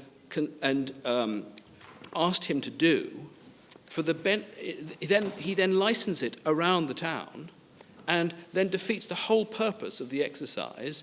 In that, what actually happened was Paymaster, having spent the money in terms of the development of this and the fixing bugs and all the problems that arose on it, it enables everybody else to back on to Paymaster's research and development and undercut them, which is exactly what happened. Normally, the mere fact that a literary work, to use the expression of the Copyright Act, has been commissioned necessarily for payment is not enough to give rise to an implied license. Agreed. So really, the essence of your case is based not on the fact that they paid a lot of money for it, but on the fact that they must have been intending to bargain for exclusivity. Lord, yes, effectively. So it's not just money. Money It's is not, only... It's not at all money, really. Well, it's only money to this extent that part of that matrix that I'm seeking to describe, part of that is the idea that if you pay for and commission, and there was a long period where they had to debug, they paid the cost of debugging, they actually had to compensate some of the utilities because it didn't work at first, and so forth. But the whole purpose of doing this is to get into this market first and to get Lowe to develop software which you can do that with. And in order to, so what actually happens is exactly what one might have anticipated happening, which is that because GKRS have got this from Lowe under a license, they undercut Paymaster because they never had any of the research and development costs. So they use effectively, they use all Paymaster's research and development and the cost of developing this product, just take it from Lowe and undercut in the market. I mean, these are very good reasons why a sensible person in Paymaster's position would have wanted to stipulate for an assignment. Are they good reasons for saying that in the absence of such a stipulation, the transaction is not commercially efficacious? It's futile, inefficacious, or absurd, to use the graphic expression of Lord Salmon, if it doesn't have such a thing by implication. Well, your Lordship is absolutely right in that no doubt if they had their time again, having spent 20 years in litigation in respect to this, the first thing Paymaster would do was to set this all in writing. However, of course, it's for your Lordships to decide what the effect of the arrangements are.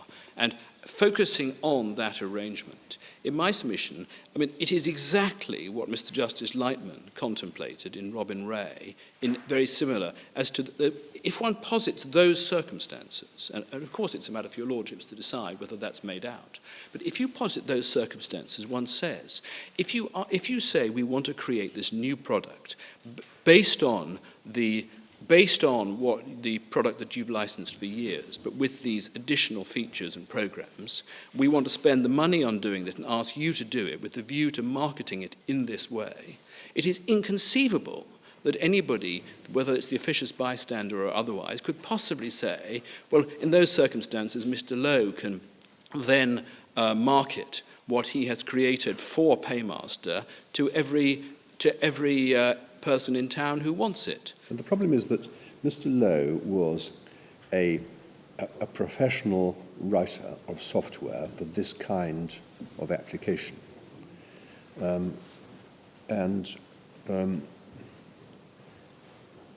Inevitably, if you are in that position, you derive a benefit from working for particular clients additional to the money they pay you, namely your experience of working in that field is enhanced and the value of your business talent increases.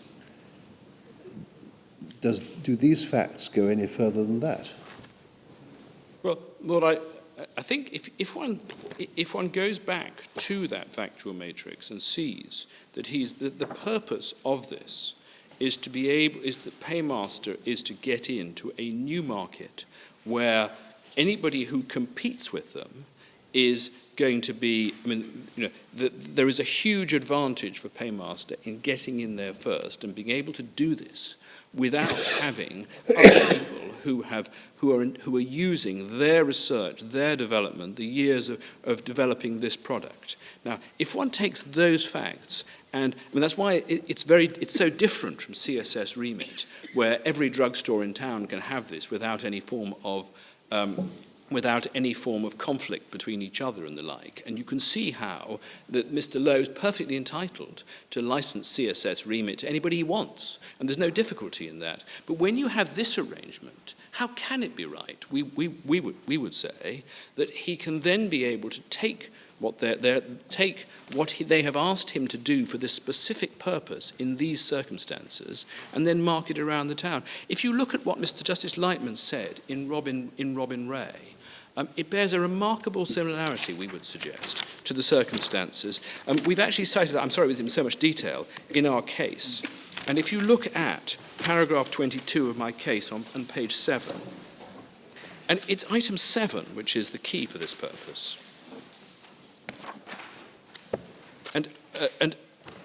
And circumstances may exist where the necessity for an assignment may be established. These circumstances are, however, only likely to arise if the client needs, in addition to the right to use the copyright works, the right to exclude the contractor from using the work, and the ability to enforce the copyright against third parties.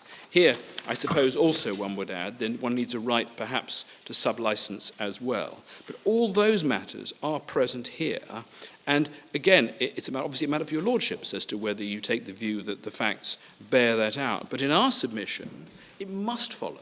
It is exactly this sort of case where you have a contractor who you ask to do something in order that you can get into a new market and lead that market. And the idea that he can then enable everybody else to undercut you by licensing it to your competitors, in our submission, is anathema to that. Is the architect's drawing a good paradigm or not, Mr. Holiday? This is your field, not mine.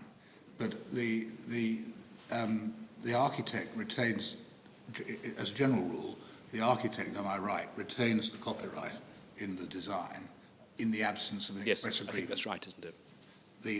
The commissioner of the plans, the builder, if you like, is obviously entitled to use it.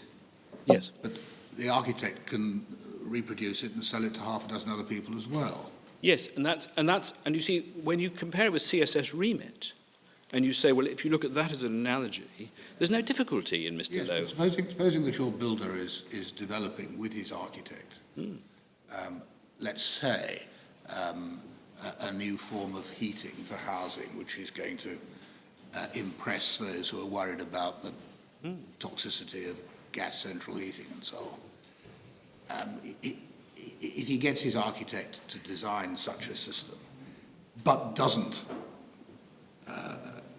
have an express clause giving him the copyright in the designs, he won't be very pleased if the architect then allows lots of other people to do this, to design exactly the same houses, but he can't stop him, can he? But I think Your Lordship, the analogy, it works to this extent, that if you don't, it all depends on, whether you call it the matrix, the facts known to the parties at the time of the agreement. In the normal case that your Lordship is positing, I would completely agree, and it's perfectly correct, and if one reads Mr. Justice Lightman, that one actually has to show something more. Yeah. However, the question here is whether on these facts, in the circumstances where Mr. Lowe is aware as to what Paymaster is trying to do and the circumstances, whether it can possibly, and again, just taking your Lordship's example, if just to take an example, the builder says to the architect, and again, let's just try and extend the facts for a moment, look, this is what I want to do with what you're designing for me, and the whole point about doing it is that I'm going to be the only person in the market. And I appreciate this extension of the facts, but just to take it, I'm going to be the only person in the market, and I'll be able to do this without competition from, or at least I'll be the first person in the market anyway. Now, in that situation, one would say, well, there must be an implied term. The question is where one draws the line in my submission. So I think... Okay. I think does your submission involve this, that whenever you produce a literary work for a client who will derive a commercial advantage from being first in the field, there is an implied assignment of the copyright? That goes too far, I think, because I think it depends on the matrix. Does. I think it depends. But how do you differentiate that situation from this one? Because I think it depends on what is known to the parties at the time of contracting. I mean, that is the basis of the implied term. And one has to say, well, what was, and it's back to Lord Justice Jacob, which again is cited, which is your officious bystander saying if Mr. Evans was going to retain rights, the officious bystander would have said, of course not. Now, if knowing the facts that Mr. Lowe knew at the time, if one then says, could it have been contemplated, to your officious bystander or whatever similar test one's adopting, that says, well, could it be contemplated that Mr. Lowe would be free to license this to everybody else in town? I would suggest on these facts, the bystander would say they'd be ridiculous. Well, so if I can rephrase my hypothesis. Sorry. If does your submission mean that in any case where a literary work is commissioned, which is known to both parties to confer a commercial advantage over others on the commissioner, there is an implied assignment? I think that still goes too far. I think, I mean, your Lordship has the gist of what I'm saying. But I mean, that takes on board the differentiating factor which you just identified in answer to my earlier question. Yes. Is there another differentiating factor? No, I think it depends on the extent of what is known at the time of to the designer. Well, I've just built the assumption of knowledge into the hypothesis. Yes. And you accept that goes too far. Well, so what is it about the present case that means it doesn't go too far? Well, I'm not sorry. I shouldn't perhaps disagree with the principle. I think I'm just concerned that your Lordship is putting it too neutrally here. I think one has to look at. I mean, if one looks at this product and the circumstances where it was apparent that to Mr. Lowe that Paymaster were seeking to get into this market and use it, then that is in my submission sufficient to the implied term, because the contrary, we say, would be ridiculous. It couldn't possibly be anticipated. Now, I'm sorry. I think your Lordship's asking, well, to what extent does that disagree with what your Lordship put to me? I think all I'm saying is that I am nervous about putting it too broadly, because I think it very much depends on the specific facts and how much is known to Mr. Lowe in what circumstances. And I can see circumstances where I would accept that what your Lordship put to me might not be sufficient.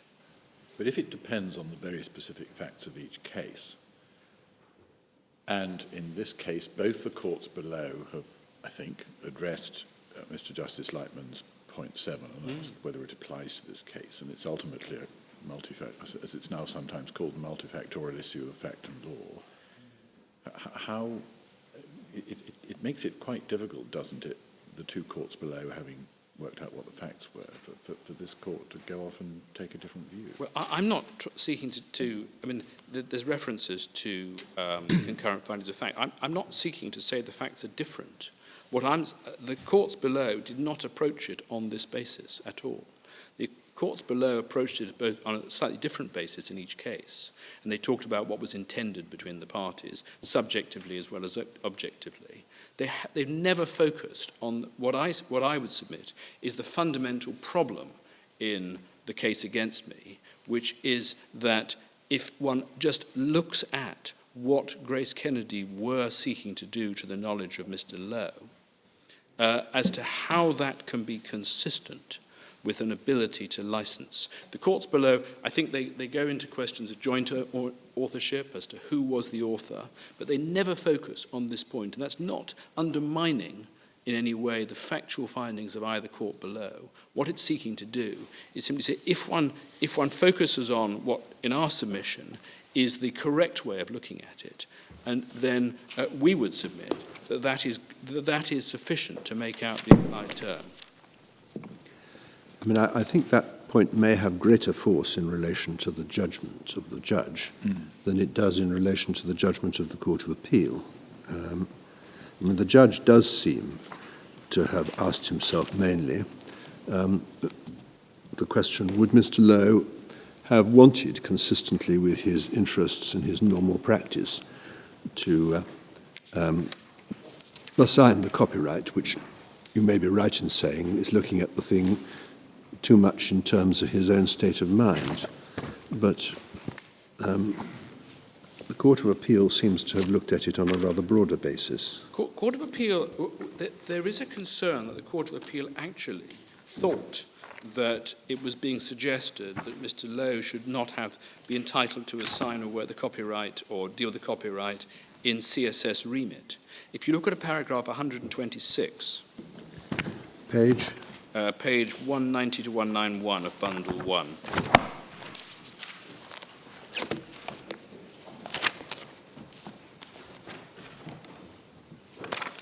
If you look at the where the court at 126 refers to paragraph 57 on the bottom right-hand side, applying these principal facts to the case, this court concludes, this is citing the judge, that Paul Lowe, the author of the programmes at issue in this case, never intended to sign away forever his ownership of the copyright in either the base CSS remit software or the Paymaster multi-payment software for the following reasons.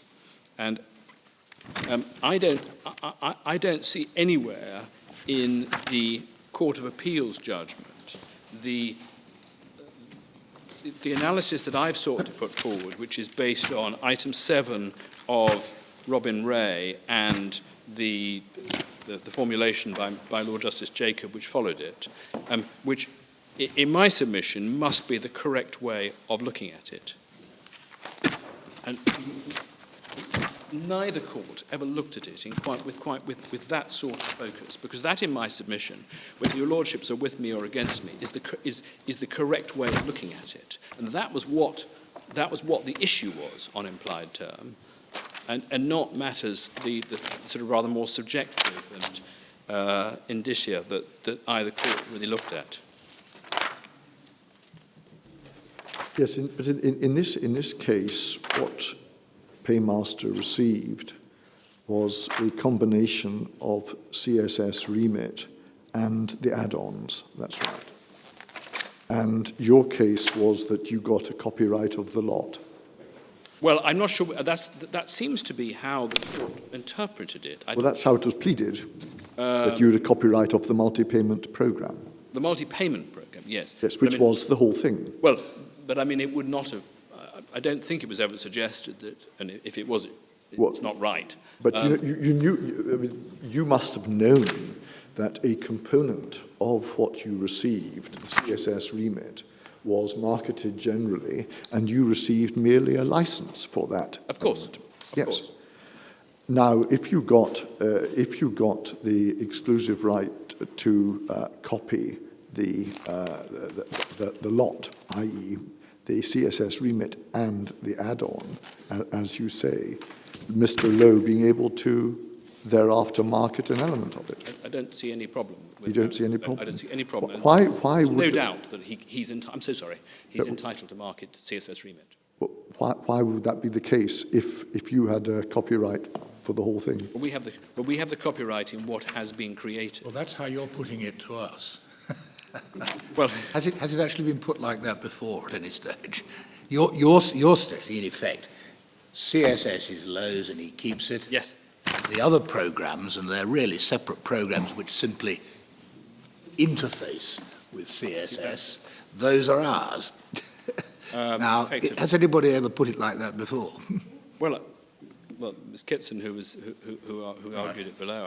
But if you got a copyright of the whole thing, why did you need a license for CSS remit at all?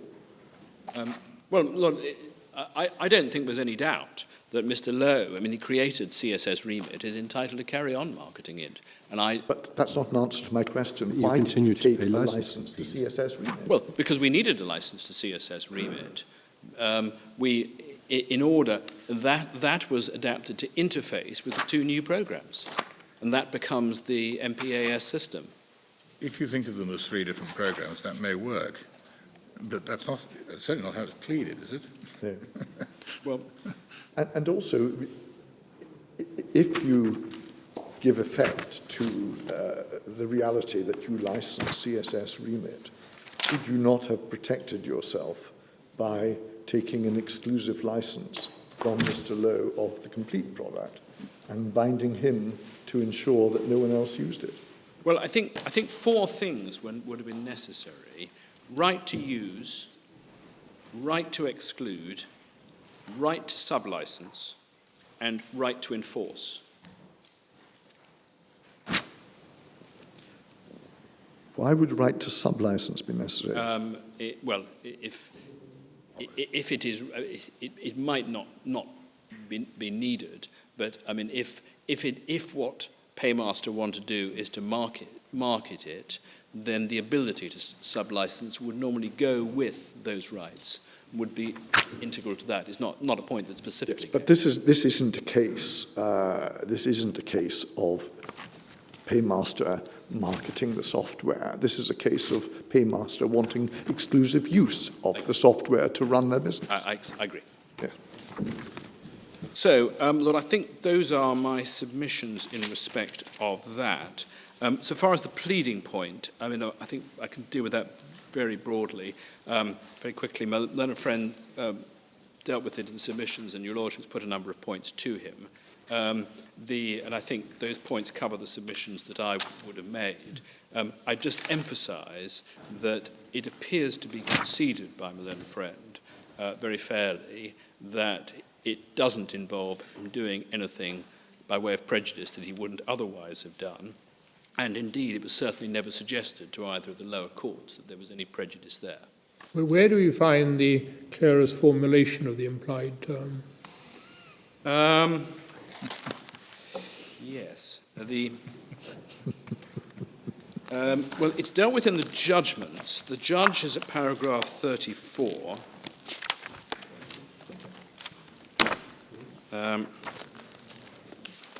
The judge...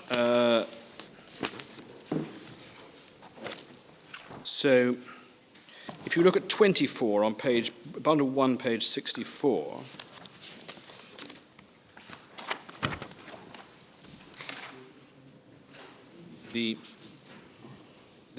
page 24, section 22 of the Copyright Act, Paymaster argues there's to be implied from the facts of the case an agreement between Paymaster and Lowe that the Paymaster multi-payment software written by Paul Lowe belongs to Paymaster. And that's when the judge starts going through the pleadings and then deals with the shortcomings, as he puts it. Is that, when it says the Paymaster multi-payment software, Yes. is that being defined? I don't think so, no. So But I think that would be the two programs with the interfacing CSS remit as one. And then he deals with that at 34 to 36 on page 67.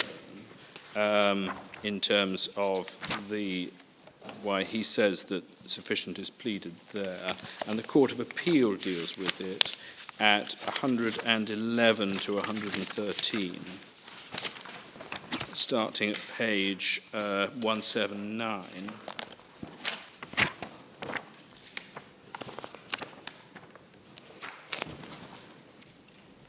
I'm told that factually, CSS remit is the basis of the front end program, and it's actually the back end, the other program is actually a new program for what it's worth. The other one is completely separate, I'm told, and the two interface. But I think that's is this the best answer? If one was talking about an implied term, it's rather important in this case to know what it relates to, yes. Whether it's a whole package or one part of it. Well, I think the case has been that the package with the interface, with the CSS remit as adapted to interface to the two programs, is what Paymaster owns the copyright in. I mean, in a sense, it probably doesn't matter whether it's that or it's the two programs. It comes to the same thing in practical terms. But either way, none of that would affect the fact that Mr. Lowe has the copyright in CSS remit, nor could it affect that. Well, unless you were claiming an assignment of the whole thing, which is what I had understood the case to be. It can't be an assignment of CSS remit itself, because Mr. Lowe must be entitled. Well, it could be. You're right that it's not plausible that was that such a term would be implied, but it seems to have been run like that. By the time, what has happened is that you start with CSS, which was Mr. Lowe. Yes. But what comes out at the other end is a modified CSS, which is Paymaster's. Yes. Well, but the original CSS remit must remain Mr. Lowe's, and it can't be right. Why? Why? Why must it remain with Mr. Lowe if you're right? If Mr. Lowe does this for you and it's very valuable to you, why not assign the whole thing to you?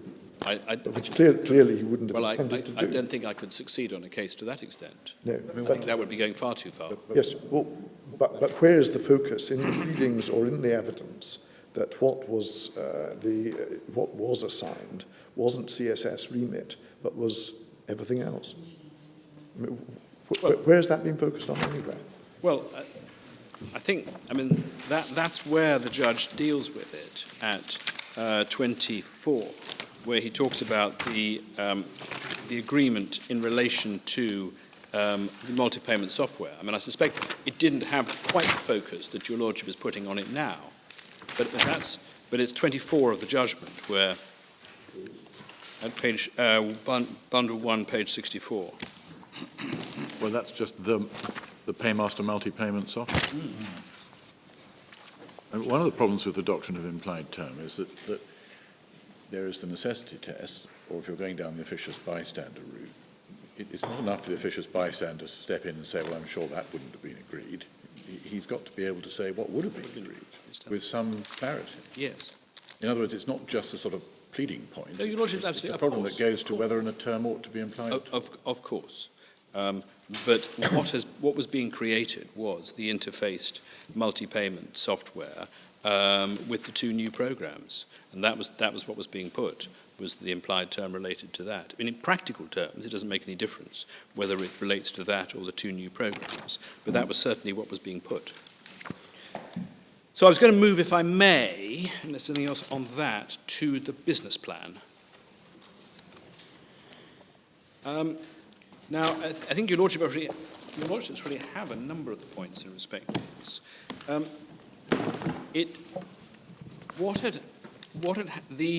The business plan, as your lordships know, is bundle 2, page 302. I think. No, that doesn't look like it. Page 302, and which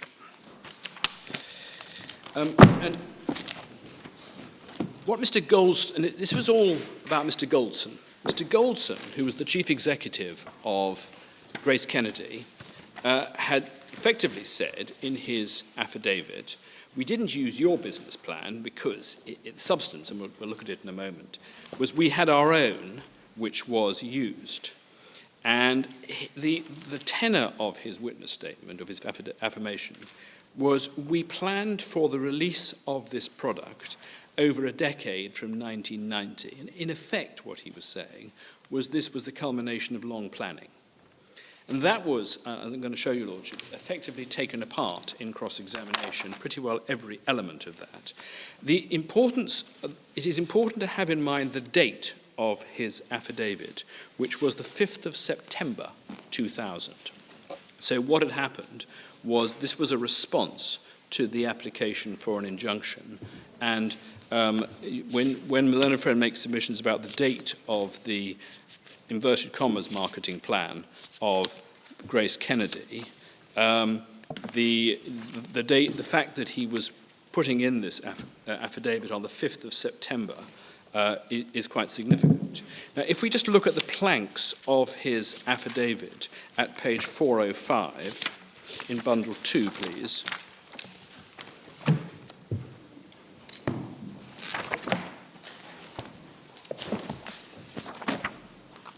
And he starts off in paragraph 4, where he talks about a multi-payment service and says it's part of the menu of services which Grace Kennedy planned to offer in pursuance of its business objectives since 1990. So that's setting up the history of really their involvement in this market. In paragraph 5 and 6, he talks about their Western Union experience. He's trying to, I've already taken your Lordships to the difference between Western Union and the Paymaster system, but he's referring to Western Union as this type of service, and he refers in line 5 or 6 to Western Union offers a multiple payment facility called Quick Collect, and an international multiple payment facility known as Quick Pay. And your Lordships will remember that the courts held that Western Union system, so far as relevant, was effectively a remittance system which enabled payments to be made from one jurisdiction here into Jamaica. And then he goes on to 7. What is the relevance of that? Maybe in Jamaica there was simply a remittance system to outside Jamaica, but what the witness here is saying is that within the United States there was Western Union were offering a multiple payment facility. Well, we'll see what happens in cross-examination in a moment. Yes. He then deals in paragraph 7, talking about customer surveys. 8 is the rollout over the page based on the response. 9 is 1996's PowerPoint presentation and the business plans. 4th line, since 96, implemented all the business plans alluded to in the presentation. 10 talks about the research, where in 1980 sent one of the managers in Trinidad to New York to study the business. 13 is the key because he talks about the strategy utilized in billboards and other devices, and then we developed a marketing plan, which is the key exhibit at 5A that we've seen already. 14 is 2 years of preparation in 99, roll out the bill payment product, Bill Express. That's then after you go to 20. 20 is he doesn't recall receiving the business plan and says he hasn't located it and denies using it. 21 is receipt. He doesn't recall receiving, 4th line, the business plan. 22, he says that in the second sentence, we launched our product on the basis of the network infrastructure, staff complement, and locations common to many of our products. This is the basis for our ability to move forward and compete in the business. In any event, the plaintiff's business plan, as exhibited, doesn't on examination contain any information, unique or exclusive, or which hadn't been in use previously. We feel strongly it's attempting to stifle competition. And then finally, 26 and 27 over the pages. 26, any information conveyed by Audrey Marks on behalf of Paymaster or anybody else wasn't confidential, having regard to the fact that she'd put her business plan in the public domain in her bid to obtain investments. And in addition, this was information that was not new to us, having regard to our association with Western Union, and therefore couldn't reasonably believe it was confidential or that it was conveyed in circumstances which would import confidence or secrecy. So that was the thesis of Mr. Goldson. First of all, he didn't recall receiving it. The judge held it was at 81. This is at bundle 1, page 91. There's a curious difference here, but it doesn't matter much, between the courts. In 81, it records it's been conceded that GKRS did in fact receive the business plan, and so found by the judge. Slightly curiously, in the Court of Appeal at 192, on page 229 of the same volume, the Court of Appeal say Paymaster urged that the business plan was given to GKRS. Mr. Hilton contended that there's no credible evidence of receiving it. Mr. Goldson testified he'd no recollection, and then the court again affirms the judge below and saying that he did receive it. That was hardly surprising, given that a matter of weeks before his affidavit, there is a minute of a meeting which discusses in detail with Mr. Goldson the receipt of the business plan. If you go back to bundle 2 at page 374. Page? 374 in bundle 2, please. Thank you.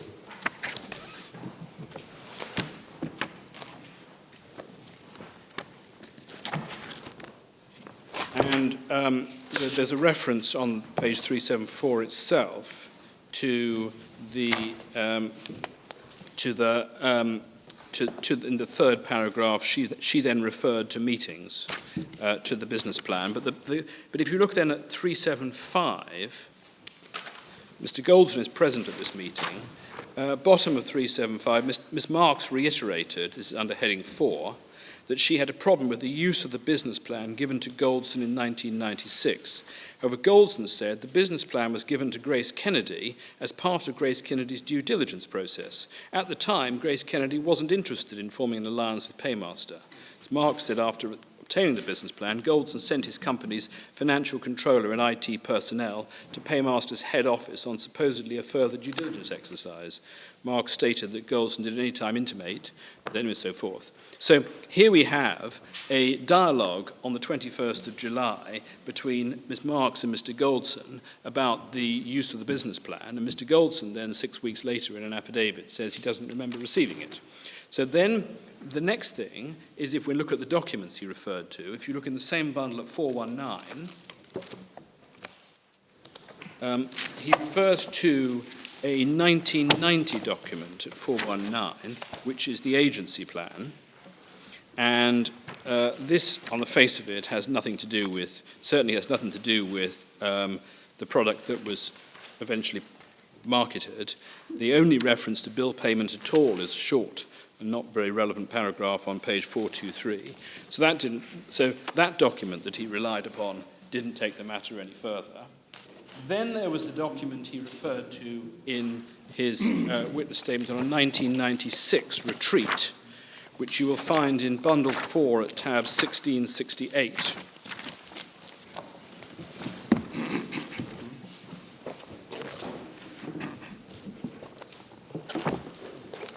This is a 1996 retreat, which appears to involve a PowerPoint, page 1668, involves a PowerPoint presentation about the art of war and military tactics.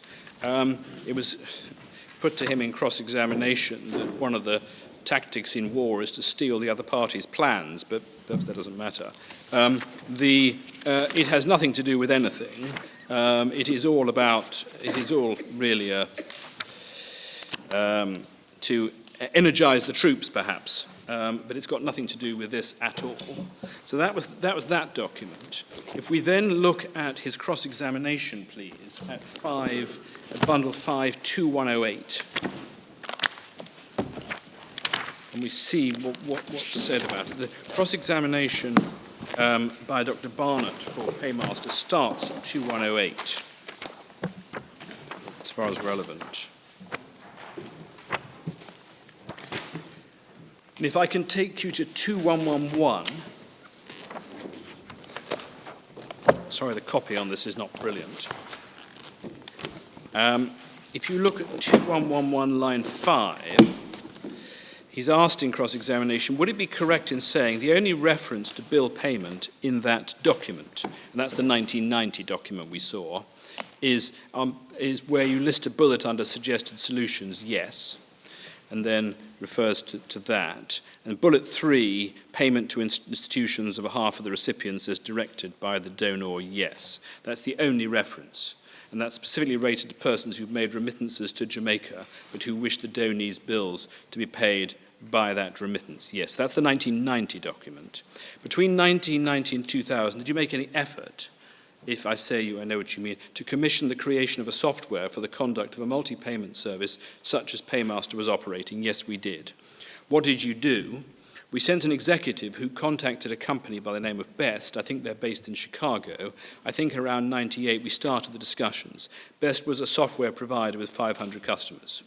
She was the executive who did the research, and this is part of the document we've been calling the Paymaster business plan. And after that, sojourn. Did she return with the software? No, she did not. What she had done was provide a company who had provided us with a proven track record. So after 1 year, she found one company that would provide you with the software, yes. So that doesn't... what happened in the interim is that you conducted a retreat, and that's the executive retreat, and that's the document we looked at a moment ago. Retreat's appropriate because, as I showed you, you placed in the context of a war philosophy, yes, and then deal with that. And at line 14 on page 2113, Mr. Hilton says, for the record, we should read in the PowerPoint presentation it's made in 1996. In fact, the exact date is 5th of December 1996, correct. And then if one looks at that, look at line 20 on page 2114, the only thing that bears a resemblance to the bill payment system is the mention of utility bills, yes.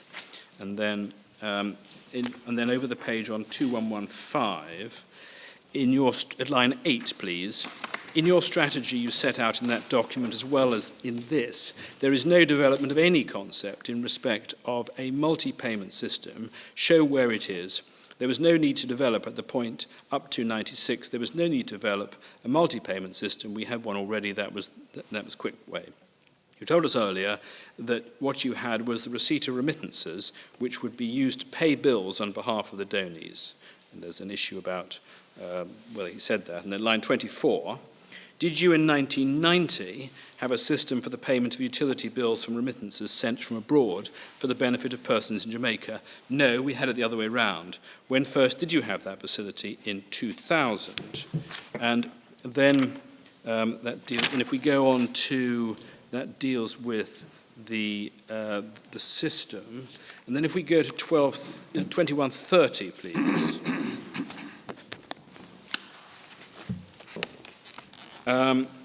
And this is paragraph 13, and your lordships I know are familiar with. This is the paragraph where he refers to the draft marketing plan document with Telemidas and so forth. Could we look again at paragraph 13 of the same affidavit? Are you familiar with this document? Yes. And that's a marketing plan in preparation by GKRS. Yes, that was the marketing plan. You see a number of bullet points. Could you read the last 2 bullet points on that page, please? Strength of distributive network being challenged by established competitive brand Paymaster. So that's referring to Paymaster, yes. Introduction and market of an alternative service which uses telephony technology in the payment of bills. That's line 4 on 2131. That is Telescotia and Telemidas. And then and then over the page on 2132, nearly finished this. So at that time, when you're treating Paymaster, top of page 2132, as the dominant or major competitor in this new enterprise, you decide to change your colours, yes. And do you know what those colours were the same as Paymaster's you adopted? Well, certainly in the press it was the same colours, and we knew Paymaster objected to it, so we had to change it. And then he refers in line 20, Bill Express service, you say started in 99. It was launched in 2000, in January 2000. And then there's a reference on page 2134, sorry to rush through this, line 7, apart from Grace Kennedy, are you aware to any person to whom Paymaster had handed the business plan? No. So this is not a truthful statement, the suggestion that it was in the public domain, and then it slightly goes off on a tangent. And then if you go to page 2138, so we now look at the draft marketing plan. At the top of page 2138, you made a reference in the marketing plan to be launched by NCB of Telemidas. This is a draft marketing plan, yes. And you see that in this publication in August 23, 2000, it's saying that Telemidas was launched yesterday, which would mean 22nd of August 2000. What are you looking at? I'm looking at page 296 of the newspaper report, and says that NCB launches telephone banking, yes. And there's a reference to that. And then over the page, so having established that this company was launched on 22nd of August 2000, and line 8 on page 2139, last bit. And the reference, therefore, in your marketing plan, if you have that, line 8, to these services would indicate, would it not, that your marketing plan was drafted after this, the one that you referred to. This marketing plan would be presented in 2000. It would be after August 2000, because you'd made reference to it, you see, yes. So, what had happened, therefore, so those are the relevant parts of the cross-examination.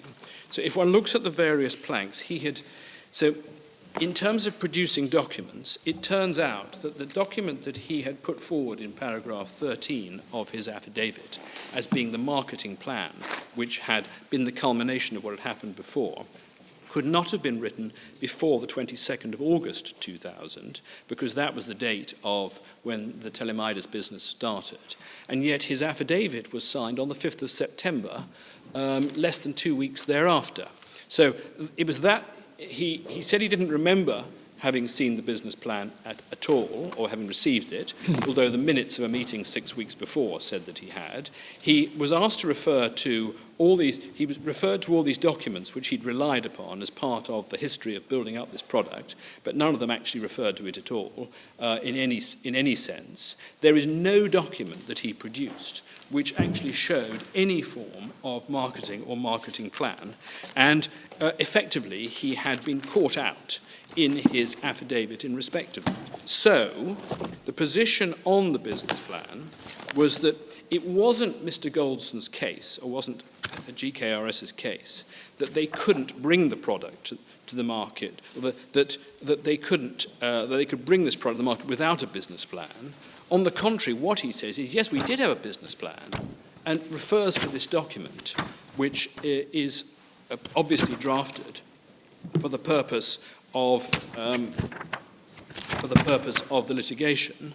His case in cross-examination completely, in my submission, shot to pieces, and one's only got to see, and that's in the context, although it's slightly irrelevant to the context, is that in that, I mean, as was said by Ms. Marks, that I've got the wrong reference. It's said by Ms. Marks at page 518 in Bundle 2 that although, at paragraph 13, although the first defendant alleges they never used the business plan, plaintiff's business plan, yet our slogan, colours and marketing strategy and computer program have all been utilised. Now, so that was the background against which the courts considered the question about whether they had used the business plan, and the Court of Appeal, so the Court of Appeal overturned the judge in respect to this. The judge referred to Mr. Goldson's evidence at starting at paragraph 83, bundle 1, page 92.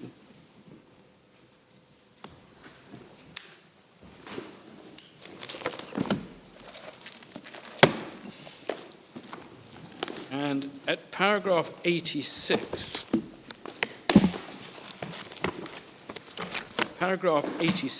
the judge had found as a fact that GKRS conducted their own independent research and made their own plans prior to starting Bill Express, clearly demonstrated by Mr. Goldson's evidence. And therefore, he says the breach of confidence hasn't been made out and must fail. So that was the judge's finding, where he just simply accepts what Mr. Goldson said. When, with great respect to the judge, he seems to have just totally ignored the fact that this was just taken apart in cross-examination, which was what the Court of Appeal recognised in the section where they deal with this, starting at 203.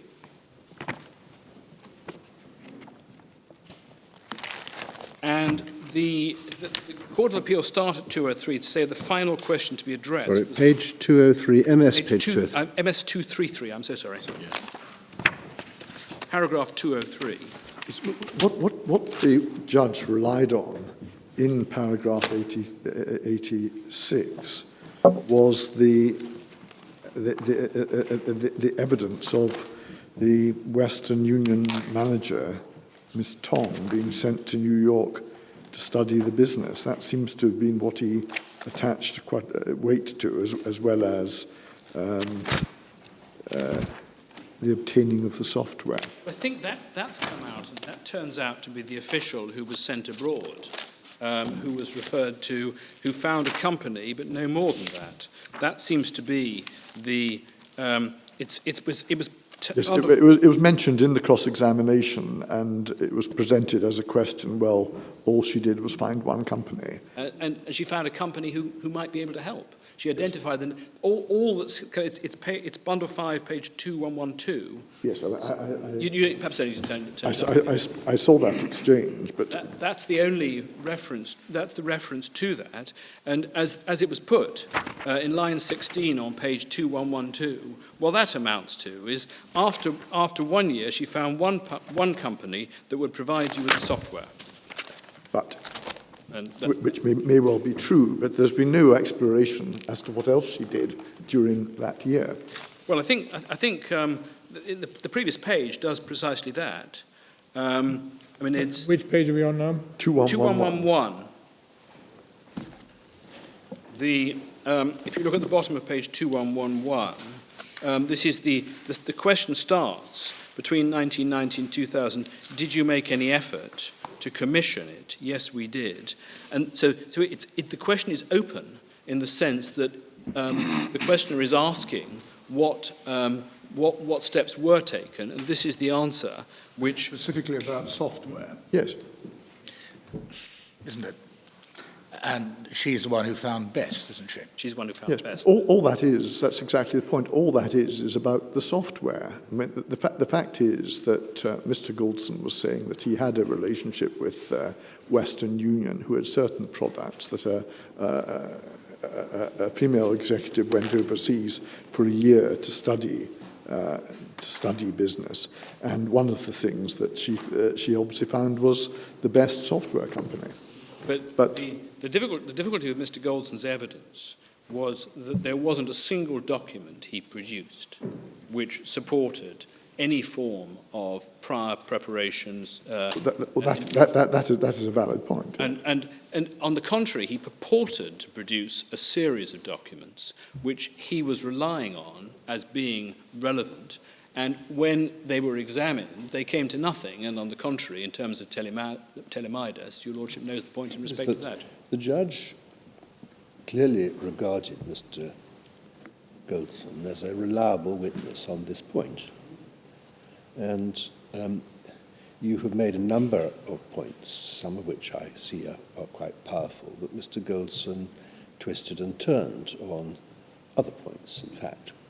Now, it's very difficult for us to say, not having heard Mr. Goldson's evidence, that the judge wasn't entitled to believe his evidence on the critical point. So the difficulty with the judge's judgment is he just doesn't engage with any of the problems. Well, I know, but it's the difficulty with our trying to engage with them is that we haven't seen this witness. Well, I understand that, but if the judge had said that I accept Mr. Goldson, notwithstanding the powerful cross-examination, all the points were made, that's one thing. But he just doesn't engage with this at all. Well, it doesn't follow that, as has often been remarked, that judges will tend to identify parts of the evidence they believe without necessarily going through all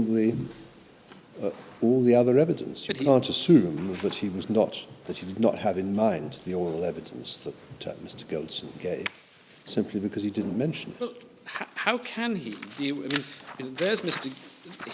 How can he deal with this without at least? I mean, the inference is obviously, we would suggest that the fact that he doesn't deal with them indicates strongly that he had not taken proper account of them. I mean, it's one. I It doesn't give any reason at all. Inference. I'm so sorry. I question whether that is a legitimate inference. Well, the difficulty with it is it's one thing where when he gives a reason for it, he doesn't give any reason at all. He just simply asserts. And, I mean, if he is going to, on a matter where, on the face of it, there had been a devastating cross-examination. I mean, he doesn't accept all Mr. Goldson. There's Mr. Goldson who, I mean, that Telemidus document is fundamental. So here he is. He's relying on this as being the marketing plan. Your Lordship has seen what he said in his affidavit. And it turns out that the company he's referring to was incorporated 2 weeks before his affidavit. But the concession on that had been made before he went into cross-examination. We saw that this morning. Yes, but what does it say about that evidence? That was the evidence that was put in opposition to the injunction, relying on that was the key document, because that was paragraph 13. Now, it's, you know, if the judge had said, well, notwithstanding that, but he doesn't refer to it. That was hugely important evidence. The fact that, I mean, how could Mr. Goldson rely upon a document of this nature as being a marketing plan that must have been, that he accepted was drafted within a matter of days of his witness statement, and therefore after the witness statement or affidavit put forward by Paymaster? So you have the Paymaster affidavit, you have then the marketing plan, and then Mr. Goldson's affidavit in a matter of days. Now, if the judge is going to take the view that he's going to rely on Mr. Goldson's evidence notwithstanding that, he's got to say so with respect. He can't just ignore it. One thing that strikes me is that in the course of the examination of Mr. Goldson, there was no looking at the Paymaster business plan and a particular aspect of it, and no questions asked, well, where did you do your own work in respect of this element? I mean, we just have a generality that there is this business plan, they must have used it. But that's because, I think, two things. First of all, Mr. Goldson says, his evidence was, I don't remember receiving this. So one couldn't actually ask questions about it, but with that premise. So long as he didn't accept receiving it, I think there was a difficulty in going to a further stage. Well, you could identify things said in the business plan and ask him where did he get the equivalent knowledge himself. And none of that was done. No, but there was Mr. Goldson who was seeking to set up a case to the effect that we didn't use the Paymaster business plan. On the contrary, we got to where we did by our own research. And the elements that he had relied upon by way of his own research were cross-examined on one by one, and they all, in my submission, were taken apart. And they amounted to nothing. So that was the situation where the premise of what he was saying had fallen apart. That's why the Court of Appeal took the... But with respect, I mean, some of the points, one can see that the judge might have been able to reach that conclusion in paragraph 86 without taking into account. But how he could not refer to the, if I can call it the Telemidus point, and how it can be appropriate for him to reach that finding without even considering that point, and the strong attack that was made on Mr. Goldson, not only in that, I mean, you know, I made the point that he was saying that he didn't remember receiving the business plan when the minutes of a meeting 6 weeks before were busy discussing it in detail. Yeah, but I come back to the point, other than the software, what is it that you say you have proved in the document starting at MS 301 that Grace has used? The answer is... Where's the evidence? Well, the evidence is that he says that he didn't... They had the document which provides the provides the basis for a marketing strategy with all the details of Paymaster's confidential information. They have that. They market immediately. They effectively market in the same way with the same colours, the same locations, and the like. As soon as when they get this, and there's a complete absence of any form of business plan put forward by Mr. Goldson, save for what has been taken apart in cross-examination. And therefore, the Court of Appeal are entitled, in my submission, to say, in circumstances where the judge has simply not engaged with the problems, that actually they are entitled to take the view that he must have used the business plan. There's a distinction, isn't there, between the business plan, i.e. a document received at a certain date, and the key elements of it, and in particular those key elements of it which might be sensibly described as novel or confidential, either alone or in combination. The elements of it, so far as I can see, apart from the magic of the software, appear to be only that you can act as an agent for a number of sellers, providing a payment facility accessible by a number of buyers. Mm-hmm. And as I read Mr. Golson's affidavit, he's saying, well, there's nothing very new or unique to Paymaster in that, because people like Western Union were doing it all around the United States during the previous decade. And there was nothing inherently impossible about doing the same thing in Jamaica. Without a single document describing it? And that's the problem. And he says he did again, have I'm trying to draw a distinction between the concept, the idea, and the documents in which it might be contained. Yes. There's quite a lot in that. We perhaps needn't go through it in detail. There is quite a lot, apart from the architecture of the system, which is the second part of it. The business plan itself is a detailed roadmap of the specific way of doing this in Jamaica. When did Paymaster implement the plan? Can you remind me? Well, their product was going in 98 to 99. Yes. So where they had outlets would be something for the whole world to see. Yes, although actually there's a lot more detail in the plan, starting at page 302. Yes, I've looked at it. Yes. Yeah, we needn't. But that's the difficulty with Mr. Goldson is that he appeared implicitly to accept that, yes, that they needed to have some sort of business plan, but they had their own, and that was blown out of the water, we would submit. In circumstances, the Court of Appeal, they deal with this at 205 onwards, but they particularly rely. At 203 it starts at page 233, and refer to Mr. Goldson at 205,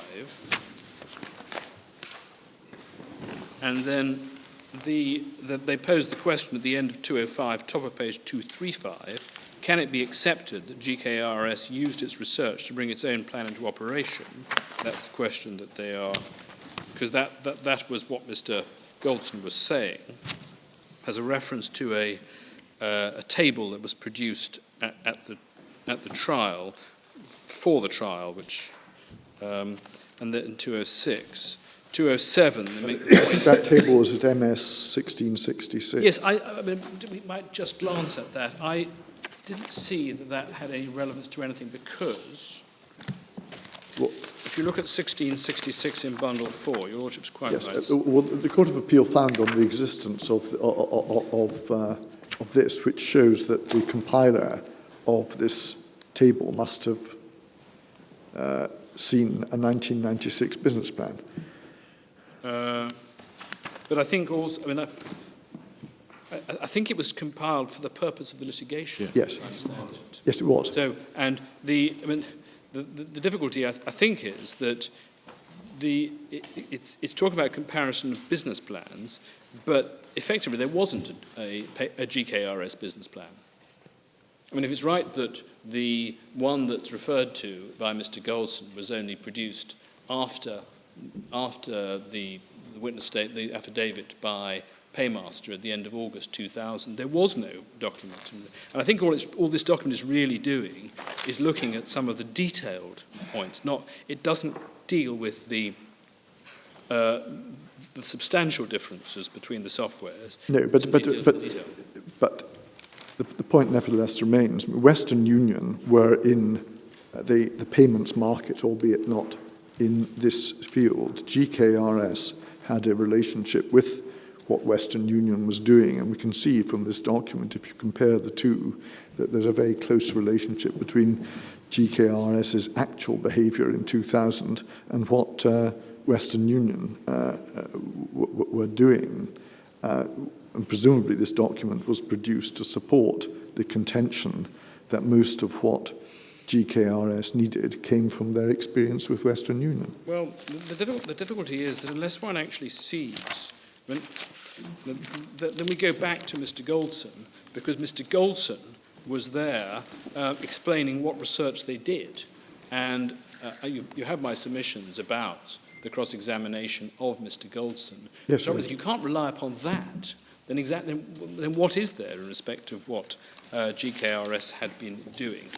Mr. Hollander, you may want to regroup over the short adjournment in addressing these points. You told us at the outset that you were proposing to borrow part of your reply. How are we doing on time? Well, I've run out of time now, technically. Well, not including the bit that you want to take out of your reply. Not including the bit I want to take. I was going to... I've got two short points to do. The costs I can do terribly shortly. Yes. The other one is the claim against Lowe in respect of the software which was provided to GKRS. So assuming I lose on copyright, there is a confidential information in the version of the software. That's a fairly short point. So I can probably do those in 10 minutes, and I'll finish within 15 minutes. You finish? Within 15 minutes. Understood. Thank you. We'll now adjourn for an hour.